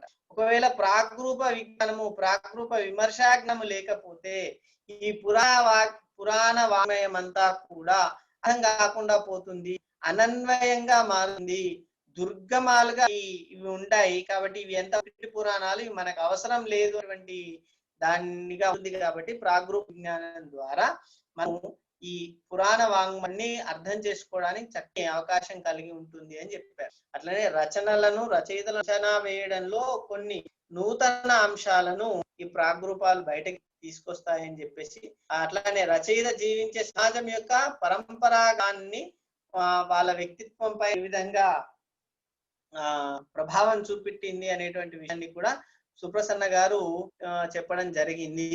ఇలా రాయడంతో పాటు వీరి ఆధ్వర్యంలోనే చామర్తి శివరావు గారు ఎంపిక చేశారు ప్రాగ్రూప విమర్శ. విశ్వనాథ పురాణ వేర గ్రంథమాల ప్రాగ్రూప వివేచన అనేటువంటి విషయంతో ఎంపిక చేశారు. వారే విశ్వనాథ నవలలు ప్రాగ్రూప వివేచన పేరుతో పిహెచ్డి కూడా చేశారు. అంటే తెలుగు సాహిత్యంలో ప్రాగ్రూపానికి సంబంధించినటువంటి విషయానికి సుప్రసన్న గారు చేసినటువంటి కృషి చాలా విలువైనటువంటిది. బహుశా ఇంకెవరు అంత కృషి చేసి ఉండరు అనేటువంటి నా అభిప్రాయాన్ని తెలియస్తూ, ఇంత చక్కని అవకాశాన్ని నాకు ఉపయోగించినందుకు పెద్దలందరికీ మరొక్కసారి సవినయపూర్వకమైనటువంటి ధన్యవాదాలు తెలియజేస్తూ స్వస్తి. నమస్కారం అండి. దస్తగిరి గారు చాలా చక్కగా ప్రాగ్రూపాల గురించి, వారి విమర్శ గురించి చెప్పారు. యాజ్ ద మ్యాన్ థింకిత్ అని జేమ్స్ అలెక్స్ అని అతను ఒక నవల్ రాశారు. చాలా చిన్న నవల్ అది, James Alex as the man thinketh అని. దాంట్లో అతను కూడా ఇదే చాలా చక్కని అభిప్రాయాలు పడ్డాడు. బాహ్య పరిస్థితుల కన్నా అంతరంగంలో మనం మలుచుకుంటూ ఉన్నటువంటి ఒక భావన వలయమే మనల్ని నడిపిస్తూ ఉంటుంది అనేది ఆయన అభిప్రాయం. దాంట్లో కూడా చాలా చక్కని సమన్వయంతో చెప్పిన మీకు కృతజ్ఞతలు చెప్తూ, సార్ కుందవజల గిరిజమనోహర్ గారు మీరేమన్నా మాట్లాడి కుందవజల గారికి ఇవ్వండి. ఈరోజు అంటే ఇది చాలా డ్రై సబ్జెక్ట్, అంత సులభంగా మనకు అవగాహనలోకి రావడం కష్టం. కానీ చాలా జాగ్రత్తగా సుప్రసన్న గారు ఏ రకంగా దీన్ని, ఎందుకంటే భారతీయ పౌరాణిక సాహిత్యం అంతా కూడా ఈ ప్రాగ్రూపాల నేపథ్యం నుంచి చూస్తే తప్ప వాటిలో ఉన్నటువంటి ఔన్నత్యం తెలియదు అనేటువంటి ఒక గొప్ప ఆలోచనతో ఈ ప్రయత్నం చేస్తే ఇందులో అనేకమైనటువంటి సత్యాలు బహిర్గతమయ్యాయి. దీని మీద ఎవరెవరు చేశారో మిత్రుడు కొంత ప్రయత్నం చేసి బాగా చేశాడు. అట్లాంటి ఈ కార్యక్రమానికి ఈరోజు సీతాపతి గారు వచ్చారు, త్రివేణి గారు వచ్చారు, నాగపద్మిని గారు వచ్చారు. వారెవరైనా ఏమైనా స్పందించదలుచుకుంటే వారు కూడా మాట్లాడతారు. తర్వాత కృష్ణమూర్తి గారు ధన్యవాదాలు తెలియజేస్తారు. నమస్కారం సార్, నేను త్రివేణిని. గిరిజా బాబు సార్కి నమస్తే. చాలా రోజులైంది, మళ్ళీ మనం ఇలా అంతర్జాలంలో కలుసుకుందాము. నా శిష్యుడు వారి దస్తగిరి ఈరోజు మాట్లాడడం, అది ముఖ్యంగా భారతి అక్షరార్చన వాక్స్థలి సమూహంలో, అది కోవెల సుప్రసన్నాచార్య గారి సాహితీ వివేచన దాంట్లో మాట్లాడడం అంటే నాకు చాలా గర్వకారణంగా ఉంది. ఈ అంశము తెలుగులో ప్రాగ్రూప విమర్శ అనే అంశం తీసుకున్నప్పుడు చాలా కష్టమైంది. ఎందుకంటే సాధారణ విమర్శ కాదు, విమర్శలో మళ్ళీ అది అంతర్భాగం. అలాంటి సమయంలో ప్రాగ్రూప విమర్శ మీద ఎలా చేయగలుగుతామని అనేక సందర్భాలలో చాలా ఆలోచించాం. ముఖ్యంగా దీనికి డాక్టర్ గుమ్మన గారి బాల శ్రీనివాసమూర్తి గారు, అదే విధంగా డాక్టర్ లక్ష్మణ చక్రవర్తి సార్ గారు చాలా సహాయం చేశారు ఈ పరిశోధన చేయడానికి. ముఖ్యంగా అసలు ఈ మా దస్తగిరి పరిశోధనకి ఎంచుకున్నప్పుడు భావుక సీమనే ప్రధాన ఆధారంగా, ఈ ప్రాగ్రూప విమర్శకు మేము ప్రధాన ఆధారంగా భావుక సీమను తీసుకొని చదవగా అది ఇంకా అంటే కొంచెం ఇప్పుడు భావుక సీమ మీద వారి దస్తగిరి చాలా క్లియర్ గా చాలా మంచిగా మాట్లాడారు, కానీ ప్రారంభంలో అర్థం కాలేదు. ఆ తర్వాత అదే సుప్రసన్నాచారి వారి ఆధ్వర్యంలో చామర్తి గారు చేసినటువంటి ఎంఫిల్ పుస్తకము, పిహెచ్డి పుస్తకం, ఆ రెండు కూడా మాకు ఈయన చేసే దస్తగిరి చేసే పరిశోధన గ్రంథానికి ఆధారంగా నిలిచాయి. ఒక విశ్వనాథ సత్యనారాయణ గారి నవలను తీసుకొని చేసిన ఏ విభాగం అయితే ఉందో, ప్రధాన ప్రాగ్రూపాలు, ఉప ప్రాగ్రూపాలు అనే విధమైనటువంటి విభజన చేశారో, ఆ విభజన దీనికి ప్రధానంగా నిలిచింది సార్. ఆ తర్వాత రావి ప్రేమలత గారి ఈ పురాగాథల ప్రస్తావన కూడా చాలా ఆధారంగా నిలిచింది.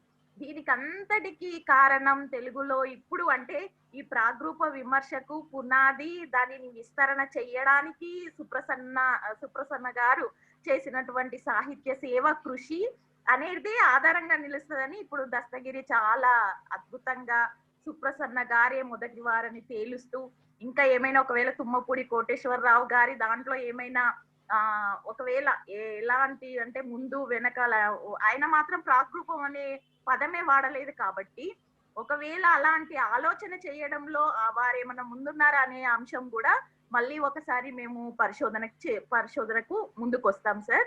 అదే విధంగా ముఖ్యంగా ఈ పరిశోధనలో సుప్రసన్న గారి ఆలోచన విధానం కానీ, ఇంకా ముందు తరాలకి ఇది తీసుకెళ్లడంలో కానీ, చాలా తక్కువ వేళ్ల మీద లెక్క పెట్టే వాళ్ళు ఉన్నా కానీ ఈ విమర్శ, ప్రాగ్రూప విమర్శ అనేది కేవలం మనసుకు సంబంధించింది, ప్లస్ పురాగాథలన్నింటిని కూడా ప్రపంచ వ్యాప్తం చేయడం, ప్రపంచంలో ఉన్నటువంటి సంస్కృతిలో అంతర్భాగంగా తెలుగు సాహిత్యాన్ని, తెలుగు సంస్కృతిని కూడా నిలపడం, జానపద పురాగాథలు కానివ్వండి, వీటిని అన్నిటిని నిలిపి ప్రపంచ వ్యాప్తంగా దీనికి ఒక కీర్తిని తీసుకురావడం అనేది ఈ ప్రాగ్రూపాల ద్వారా జరుగుతుందని మేము భావిస్తున్నాం.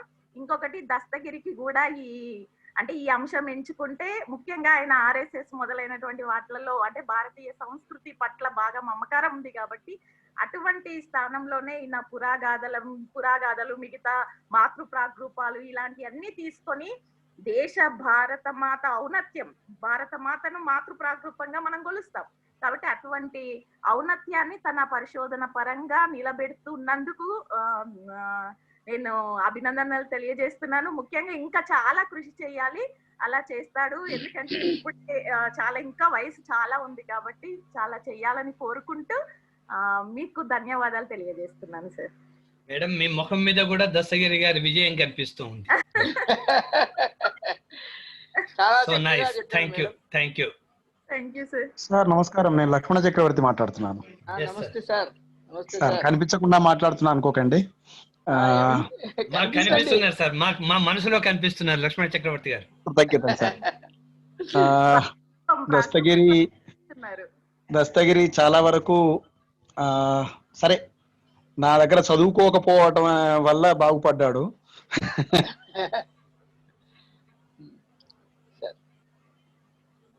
సార్ పోయింది, మైక్ పోయింది పోయింది సార్. బాగా నిర్వహించాడు, చాలా గట్టి ప్రయత్నం చేశాడు. అయితే జాగ్రత్తగా సుప్రసన్న గారి ప్రాగ్రూప విమర్శ విషయంలో అర్థం చేసుకోవాల్సింది ఏమిటి అనంటే, ఇంగ్లీషు సాహిత్యకారులు కూడా, అంటే అజ్ఞాత మనస్సు గురించి మాట్లాడినటువంటి యూంగ్ కూడా సృజన మూలంగా దాని గురించి మాట్లాడలేదు. ఒక కవిత్వ అభివ్యక్తికి కానీ లేదా ఒక నవల లేదా కథ రాసేటటువంటి వ్యక్తి యొక్క మనస్సు గురించి మాట్లాడాడు. అతనిలో కొన్ని రకాలైనటువంటి కథాపరంగా కానీ లేకపోతే పాత్రల పరంగా కానీ లేకపోతే సంకేతాల పరంగా కానీ కొన్ని ఉండిపోతాయి అని ఆయన చాలా స్పష్టంగా చెప్పాడు. కానీ అది సృజన మూలంగా ఎట్లా పనికి వస్తుంది అనేటటువంటి విమర్శ ప్రసన్న గారిది. వారు భావుక సీమలో చేసినటువంటి ఆ ప్రయత్నంలో అసలు సృజన మూలంగా ప్రాగ్రూపం ఎట్లా, చాలా గట్టి విషయం.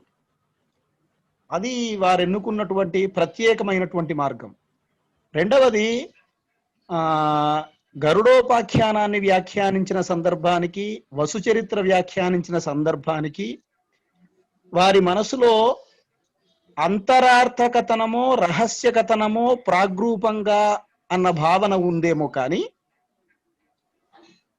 అది తరువాతి కాలంలో ప్రాగ్రూపం వేరు రహస్య కథనం వేరు అన్న ఆలోచన వారికి స్పష్టమైంది.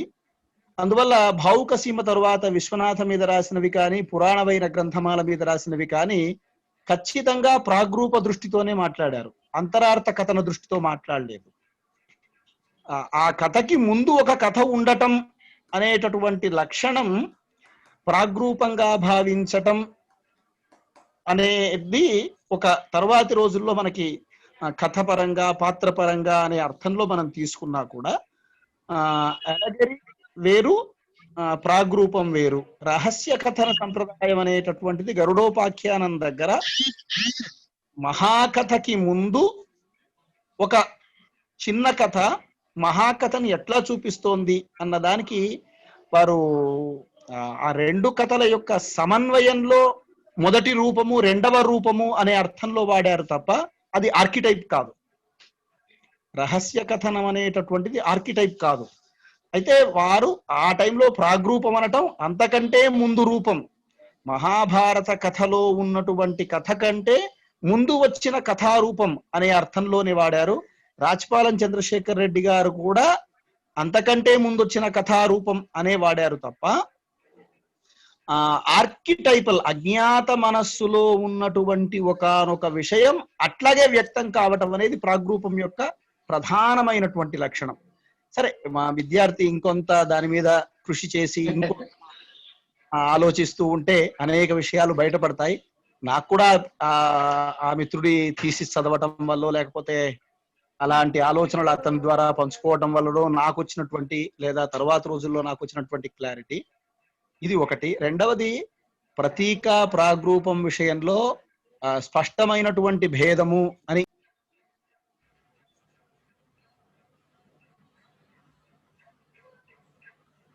ఆ రోజుకి అట్లా స్పష్టంగా చెప్పకపోయినా కవి సంకల్పము చేత వచ్చే సంకేతం వేరు, అజ్ఞాతంగా వచ్చే సంకేతం వేరు, అనుకోకుండా వచ్చే సంకేతం వేరు. మనకి కొన్ని సందర్భాలలో ప్రతీక విషయంలో మనకి కవి ప్రయత్నం కొంత కనిపిస్తుంది. ఇప్పుడు ధ్వని సిద్ధాంతం కానీ ప్రతీక కానీ కవి ప్రయత్నం కొంత ఉంటుంది. ప్రాగ్రూపం అసలు సామూహిక అచేతనలో అతనికి తెలియకుండానే ఉండటం అనే ఒక ప్రధానమైన లక్షణం ఉన్నది. కాబట్టి తర్వాతి రోజుల్లో భావుక సీమ రాసిన వ్యాసం కాలంలో లేకపోతే ఆ తరువాతి కాలంలో ప్రతీకకి ప్రాగ్రూపానికి మధ్య కొంత అని సుప్రసన్న గారు ఇంకా స్పష్టమైన విభజన ఆలోచించాల్సి ఉంది ఇలా అన్నా కూడా తరువాతి వ్యాసాల్లో మాత్రం ఆ రెండిటి మధ్య ప్రత్యేకమైనటువంటి సందర్భము లేదా వారి రాతల్లో అక్కడక్కడ ప్రత్యేకంగా చెప్పకపోయి ఉండవచ్చు, కానీ ప్రతీకకి ప్రాగ్రూపానికి మధ్య పూర్తిగా తేడాని వారు స్పష్టంగా గుర్తించినట్టుగా కూడా మనం స్పష్టంగా తెలుస్తుంది. ఆ అర్థంలో మరింత ఆలోచించాలి అని మా దస్తగిరిని వేడుకుంటూ ఈ అవకాశం ఇచ్చినందుకు మీకు అందరికీ కృతజ్ఞతలు. ధన్యవాదాలు సార్. ఆదేశించాలి డాక్టర్ లక్ష్మణ్ చక్రవర్తి సార్ నిజంగా ఈ పరిశోధనకి పూర్తి సహాయ సహకార ఆలోచనలు తర్వాత పాఠ్య మీరు వదిలేయండి అవన్నీగా మంచి మాట్లాడే పిల్లవాడు వదిలేయండి అవన్నీ. లేదు లేదు సార్, ఎందుకంటే మీరు ఇచ్చిన అంటే మీరు గిరిజామనోహర్ గారు గిరిజామనోహర్ సార్ ఉన్నాను సార్. ఇప్పటిదాకా అంటే సీతాపతి గారు మాట్లాడతారు. ఇప్పటిదాకా మనము ఆలోచనలు అనేవి సుప్రసన్న గారిని ఎట్లా దానికి సంబంధించిన విషయాల్లో దాదాపుగా మొదట ఆలోచించి తర్వాత దానికి పొడిగింపుగా ఇంకా ఏం ఆలోచించారు అనేది మిత్రులు లక్ష్మణ చక్రవర్తి గారు కూడా చెప్పారు. అంటే ఒక స్పందన కలిగించినటువంటి అంశంగా దీన్ని గుర్తించవచ్చు మనం. ఇప్పుడు సీతాపతి గారు కూడా ఉన్నారు, వారు అనేక గ్రంథాలను అధ్యయనం చేసినటువంటి పెద్దలు, వారిని కూడా ఏమన్నా చెప్పగలిగితే దీని గురించి మాట్లాడమని కోరుతున్నాను. అందరికీ నమస్కారం అండి. ఇది మన సంస్కృతి వారసత్వ గ్రంథ పరిచయాలతోటి ఋగ్వేదం నుంచి ఈనాటి వరకు వచ్చినటువంటి అనేక గ్రంథాలు ఈ దేశంలో ఏవైతే వచ్చాయో ఆ గ్రంథాల యొక్క పరిచయంలోంచి జన్మాంతర వాసనలతో వచ్చేటువంటి ఈ జాగ్రత్త స్వప్న సుషుప్తావస్థల్లో ఉండేటువంటి జాగ్రత్తావస్థ విచారణకు హేతువై విశ్లేషణకు స్థానమైనటువంటి స్వప్న స్థితిలోంచి వచ్చినటువంటి అచేతన స్థితిలో అలవోకగా రావటం, ఈ అలవోకగా రావటం అనేటువంటిది ఇక కవి యొక్క ప్రమేయం తెలియకుండానే ఉంటుంది అన్నమాట. అలా ఉండేటువంటి పరిస్థితుల్లో వచ్చేటువంటి అతనిలోని బింబాలు, ప్రతీకలు, ఈ ప్రాగ్రూపాలు తెరలుగా ఏవైతే పొంగి పొరలి వస్తాయో ఆ వచ్చిన వాటిని ఈ సాహిత్య కళాసృజనలో చూపించటం అనేటువంటిది ఒక పరంపరగా ఉత్తమమైనటువంటి కవుల యొక్క రచనలో కనబడుతుంది అని నాకు అర్థమైంది. అలాగే సినిమా తీసేటప్పుడు కూడా బాపు గారి సినిమాలు కనుక మనం చూసినట్లయితే రామాయణం యొక్క ఇంపాక్ట్ ఇప్పుడు ఉండేటువంటి సోషలైజ్డ్ ఈ సినిమా పాత్రలో అది కనబడుతూ ఉంటుంది. ఖచ్చితంగా రామాయణంలో ఉండేటువంటి సన్నివేశం, ఆ పాత్ర, ఆ భావన ఏదో ఒకటి ప్రతి సినిమాలోనూ అదే ఉంది. ఇది మన వారసత్వ సంపదలో ఉన్నటువంటి తెలియని సంస్కారం. ఆ సంస్కారం సాహితీ సంపదలో కూడా వెళ్ళి విరుస్తోంది. దానికి మనస్తత్వ శాస్త్రాన్ని అప్లై చేసుకున్నా, లేకపోతే మరొక దాంట్లోంచి దాన్ని సమన్వయం చేసుకున్నా, ఒక స్థిరమైనటువంటి సిద్ధాంతీకరణ వైపుకు ప్రయాణం చేసేటువంటి పరిస్థితుల్లో సుప్రసన్నాచార్యుల వారు దీనిని ఒక ఎక్కడో లోపల ఉన్నటువంటి ఒక అంశాన్ని పైకి తీసుకుని వచ్చి దీన్ని చర్చనీయాంశంగా, సమర్థనీయాంశంగా, దీని ఆలోచనలోంచి ఎన్నో పరిపక్వమైనటువంటి ఫలితాలు జాతికి మంచి చేస్తాయి.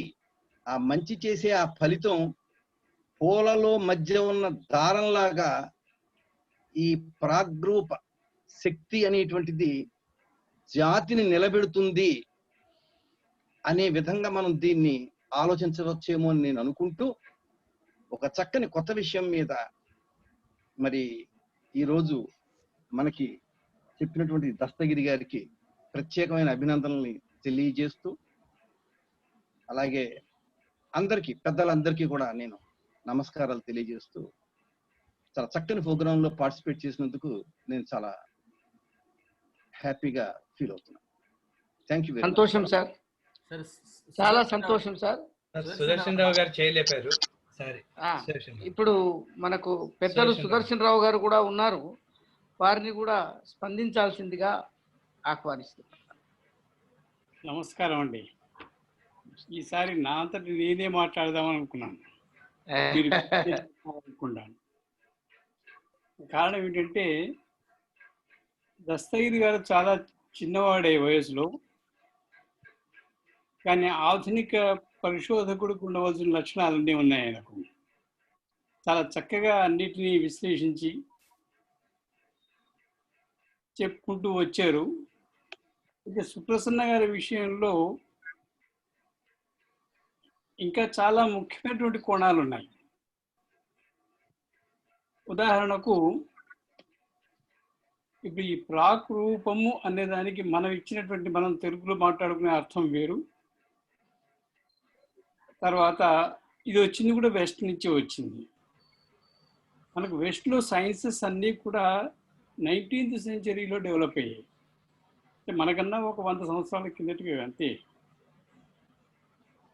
ఈ 100 సంవత్సరాల లోపల ప్రారంభమై 20th సెంచరీలో అవి బాగా విస్తరించాయి, అన్ని భాషల్లో విస్తరించాయి. ముఖ్యంగా మన తెలుగు చాలా ప్రభావితమైంది. ఎందుకంటే సాహితీ చరిత్ర మీరు చూస్తూనే ఉంటారు, చెప్తూనే ఉన్నారు. దీంట్లో సాహితీ రూపాలు మారిపోయినాయి, ప్రక్రియలు మారిపోయినాయి, విమర్శలు కూడా వచ్చాయి. ఇవన్నీ కూడా మనకు ఒక 100 సంవత్సరాల్లో వచ్చినటువంటివే. అయితే ఎప్పుడైతే మీరు ప్రాకృపాన్ని తీసుకుంటున్నారో, అంతకుముందు ఏదో ఒక చిన్న సీడ్ లాగా ఉన్నది. మీరు అట్లాగే ప్రబంధ కావ్యాలు ఎన్నో చూశారు. ఇవన్నీ కూడా పురాణ గాథల్లో ఎక్కడో ఒక గాథను తీసుకొని ఒక మహా ప్రబంధం రచించడం జరిగింది. ఇవన్నీ మనకి ఇవాళ కొత్తగా వచ్చినవి కావు, ఇవన్నీ ఎప్పటి నుంచో ఉన్నాయి మన దగ్గర, మన సాహిత్యంలో. అయితే వెస్ట్లో వచ్చినటువంటి ఈ వాదాలు ఏవైతే ఉన్నాయో సైకాలజీ మీద ఆధారపడినవి. ముఖ్యంగా ఫ్రాయిడ్ దీంట్లో మొట్టమొదటివాడు. ఆ ఫ్రాయిడ్ యొక్క భావనలు ఎట్లా ఉంటాయి, అతని మనస్సు యొక్క విశ్లేషణ మనం ఉపయోగించుకొని మనం విశ్లేషిస్తామని అనుకోవాలి. కానీ మనం మన పూర్వ గాథలను, పూర్వ వ్యక్తులను, కృష్ణునో లేకపోతే ఇంకొక ద్రౌపదినో మరొక కుంతినో ఎవరినో వాళ్ళ పోలికలేవో చేయడానికి, ఇవన్నీ ఈ 100 సంవత్సరాల కాలంలో మనలో పుట్టుకొచ్చినటువంటి ఆలోచన. దానికి ఆ ఫ్రాయిడ్ కారణం. అయితే ఇది ఎప్పుడైతే తీసుకొచ్చామో మనం, ఎవడు ఒక కవి విశ్లేషణకు, కవి యొక్క విమర్శకు ఎవడు చిన్నవాడు కాదు. చిన్నవాడే, ప్రతివాడు చిన్నవాడే. వీళ్ళకు దేవుణ్ణి తీసుకొచ్చిన చిన్నవాడేవాడు. ఆ విధంగా విశ్లేషించే అధికారము, వ్యాఖ్యానించే అధికారము ఇప్పుడు ఆధునిక కవులకు, రచయితలకు ఉందన్న వాదం చాలా బలంగా ఉంది. ఉదాహరణకు వెస్ట్లో చెప్తాను నేను. ఈ ఫ్రాయిడియన్ సిద్ధాంతాన్ని దాదాపుగా అన్ని నవలల్లోనూ వాడుకున్నారు, అన్ని రచనల్లోనూ వాడుకున్నారు. పర్వాలేదు, నవలలకు కథ అయితే అది నవల, కథ అని చెప్పుకుంటాం కాబట్టి మీరు ఏ అపరిచితుడన్నా లేకపోతే మరొకటన్నా చివరికి మిగిలేదన్నా ఏది చెప్పినా సరే అది ఒక కథగా చదువుకుంటాం కాబట్టి సమస్య లేదు. కానీ ఇది నేను చెప్పే ప్రధానమైన సమస్య ఏంటంటే హిస్టారికల్ ఇంటర్ప్రిటేషన్లో కూడా చోటు చేసుకుంది. గత 50 సంవత్సరాల్లో చారిత్రక గ్రంథాలు ఎవరికి ఎక్కువగా ఉపయోగపడ్డాయి అంటే వెస్టర్న్ రైటర్స్కు, కమ్యూనిస్ట్ రైటర్స్కు, వీళ్లకు ఈ పాశ్చాత్య సిద్ధాంతాలు ఏవైతే ఉన్నాయో అవన్నీ కూడా చాలా ఉపకరించాయి. వాటిని అప్లై చేస్తూ మన చరిత్రను కానీ ఇతర చరిత్రలను కానీ రాస్తూ వచ్చారు. ఫర్ ఎగ్జాంపుల్, ఈ విధంగా దీన్ని విస్తరించి రాసిన వాళ్ళు ఎవరు కూడా మన సాహితీకారులు, లేకపోతే జర్నలిస్టులు. విలియం డాల్రింపుల్ వాడు, ఇటువంటి వాళ్ళందరూ కూడా నవల రూపంలో రాశారు. వాళ్ళు ఎవరి గురించి రాశారు? భారతదేశంలో వ్యక్తుల గురించి రాశారు. పురాణ వ్యక్తులే కాదు, ఆధునిక వ్యక్తుల గురించి కూడా రాశారు. ఒక్క గాంధీ విషయంలో తీసుకోండి, ఎన్ని విమర్శలు ఉన్నాయి. ఆయన సైకలాజికల్గా అనలైజ్ చేయడం. ఒక విషయం వీళ్ళు మనము గుర్తుంచుకోవాల్సింది ఏంటంటే, ఏదైనా మీరు ఒక నవలా రూపంలోనో లేకపోతే కథా రూపంలోనో లేకపోతే విశ్లేషణ మీరు ఒక గ్రంథాన్ని చేస్తున్నప్పుడు ఆ రచయిత మీకు ఇక్కడ కనపడడు. మీరు విశ్లేషించిన వారి మానసిక స్థితి, మానసిక విశ్లేషణ, మానసిక స్థాయి తెలుస్తుంది. కాబట్టి ఈ ప్రాగ్రూపంలో ఎక్కడో మూల ఉన్నటువంటి ఒక ఆర్కిటైప్ తీసుకొని వచ్చాను అనుకునే కన్నా దానితో పాటు ఎక్కువగా ఈ రచయిత దాంట్లో చోటు చేసుకుంటాడు. రచయిత యొక్క మానసిక స్థితి అక్కడ ప్రతిబింబిస్తుంటూ ఉంది. వీరి మానసిక విశ్లేషణ కూడా విమర్శలో చేస్తూ ఉంటారు. ఈ మానసిక విశ్లేషణ చేసి ఎప్పుడైతే చేస్తున్నామో ఇవి నవలల వరకు పర్వాలేదు, సాహిత్యం వరకు పర్వాలేదు. ఆ సాహిత్యంలో కూడా ఎప్పుడైతే పురాణ సాహిత్యాన్ని తీసుకుంటున్నారో, ఉదాహరణకి మహాభారతం ఉంది. మహాభారతానికి ఇప్పుడు మనం చూస్తున్నట్టు మహాభారతానికి ప్రాగ్రూపం ఏమిటి ఉండవచ్చు ఒకటి. ఆ ప్రాగ్రూపం జయభారతం అంటారో ఇంకేమంటారో ఏదో చిన్న పేరు. ఎందుకంటే మనం ఇప్పుడు చూసినట్టు ఇంత మహాభారతంలో దీంట్లో అప్పటికప్పుడు చూసి చెప్పినది ఒకటే ఒక అంశం, మహాభారత యుద్ధం మాత్రమే. అది ఆంఖో దేఖా హాల్ అంటాం కదా, మనకు రన్నింగ్ కామెంటరీగా వచ్చింది. ఆయనకు సంజయుడికి దృశ్య కామెంటరీ. అయితే ఆ విధంగా వచ్చేటువంటి ఈ కథ తప్పించి మిగతా విధంగా దాని ముందు దాని వెనక చాలా విషయాలు వచ్చాయి. ముఖ్యంగా ఆది పర్వం చూసుకోండి.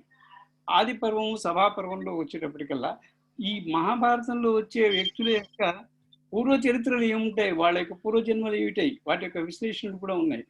వాటిని కూడా మీకు పరిచయం చేస్తూ వస్తారు. ఒక చక్కని కథ మహాభారతం ఏర్పడింది.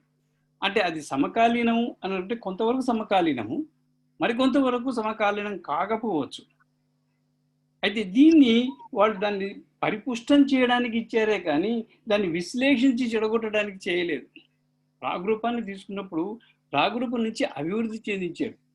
ఈ తర్వాత తెలుగులో వచ్చినప్పుడు నన్నయ్య గారు కానీ వీరు కానీ వీళ్ళందరూ కూడా దాన్ని మరింత మనకు సులభంగా తెలిసేటట్టుగాను మనకు అర్థమయ్యేలాగాను రాసుకుంటూ వచ్చారే కానీ దాన్ని విమర్శ చేస్తూ కృష్ణుడు ఇటువంటి వాడు, రాముడు ఇటువంటి వాడు, రావణాసుడు ఇటువంటి వాడు అందుకనే వాడు ఆ విధంగా ప్రవర్తించాడు అనే విశ్లేషణలు వాళ్ళు ఎవరు చేయలేరు.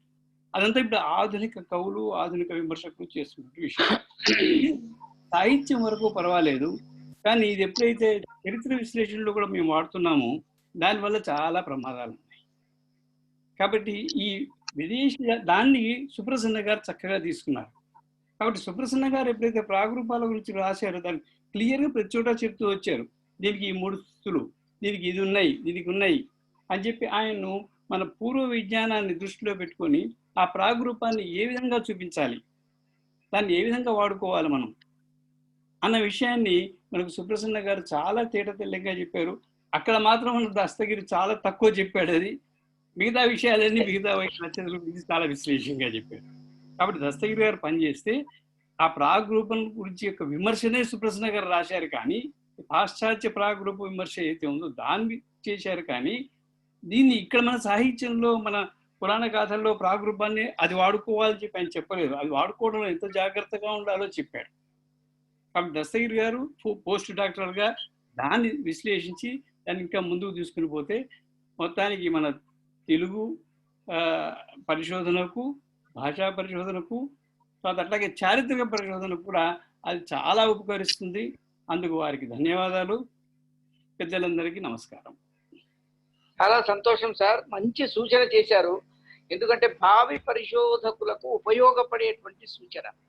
ఒక సిద్ధాంతాన్ని ప్రతిపాదించేటప్పుడు ఒక సాహిత్యానికో దేనికో మాత్రమే అప్లై చేయకుండా చారిత్రకమైనటువంటి దృక్పథం కూడా ఉండాలి అనేటువంటి ఒక సూచన బాగుంది.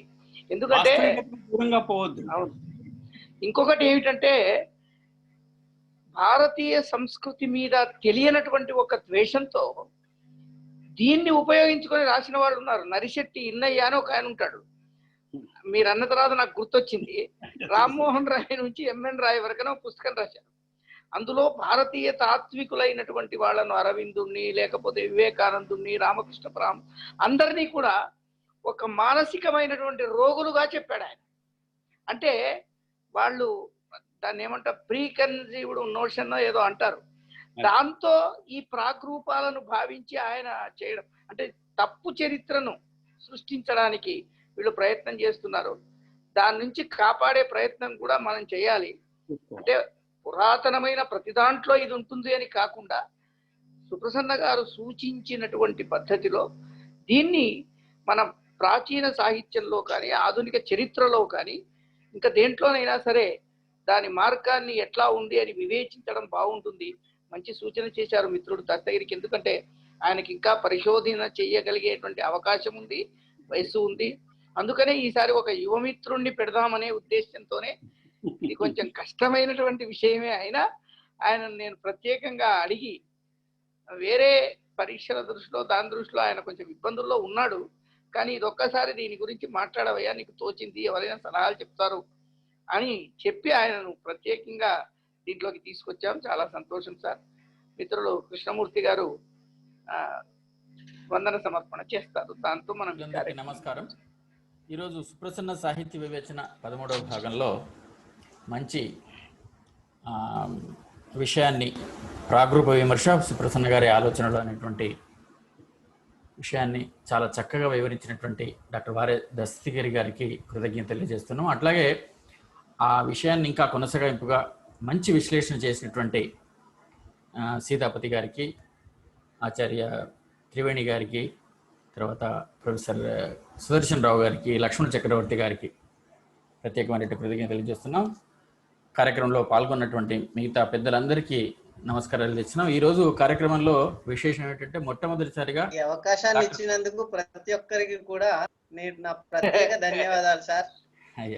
పెద్దలందరి విన్యాసాలు వినడానికి నేను ప్రయత్నం చేస్తుంటే, సార్ నాకు లింక్ పంపండి అని చెప్పేసి నేను గిరిజామర్ బాబు గారిని కోరాను, కానీ వారు నాకు మాట్లాడే అవకాశం ఇచ్చారు. మీరు ఇంత పెద్ద మనసు చేసుకుని నన్ను ఆశీర్వదించినందుకు అందరికీ కూడా ప్రత్యేకమైనటువంటి ధన్యవాదాలు తెలియజేస్తున్నాను సార్. ముఖ్యంగా మా లక్ష్మీకృష్ణవర్తి సార్ గారికి, త్రివేణి మేడం గారికి, శ్రీనివాసమూర్తి సార్ గారికి ప్రత్యేకమైనటువంటి ధన్యవాదాలు తెలుస్తున్నాను సార్. Thank you sir. ఈ కార్యక్రమ పరంపరలో మొట్టమొదటిసారిగా కార్యక్రమంలో పాల్గొంటున్నటువంటి డాక్టర్ పుట్టపర్తి నాగపద్మిని గారికి ప్రత్యేకమైన అవునా సరే, ధన్యవాదాలు తెలియజేసుకుంటున్నాము. ఈనాటి కార్యక్రమానికి తర్వాత ఈ కార్యక్రమాలన్నిటికీ మనకు వేదిక కల్పించి సాంకేతిక సహాయం అందిస్తున్నటువంటి పెద్దలు నారవంచి అనంతకృష్ణ గారికి ప్రత్యేకమైనటువంటి కృతజ్ఞతలు. ఇప్పుడు కనిపించినందుకు మరొకసారి తెరదీసినందుకు కృతజ్ఞతలు. ఇప్పుడు శ్రీకృష్ణ స్థితితో ఈ కార్యక్రమాన్ని ముగించుకుందాం. పదసేవారత పరిజాతమ నమోవాకంబు కన్పింపవే పదునౌ తోత్రము వేత్రముంగు నిజబాశ్వస్యందనారోహి వై కదనం బంధు హృదంబుజాతమున మోక్ష జ్ఞాన ముద్రా శుభాస్పద గీతామృత దోగ్ధమై వెలిగి దేవా గోపికా వల్లభా. మీరు కనిపింపవే అన్నప్పుడు కనిపించలేదని, మీరు కనిపింపవే అనగానే మళ్ళీ అదృశ్యం అయిపోయారు. అనంతులు కదా. Right sir, thank you.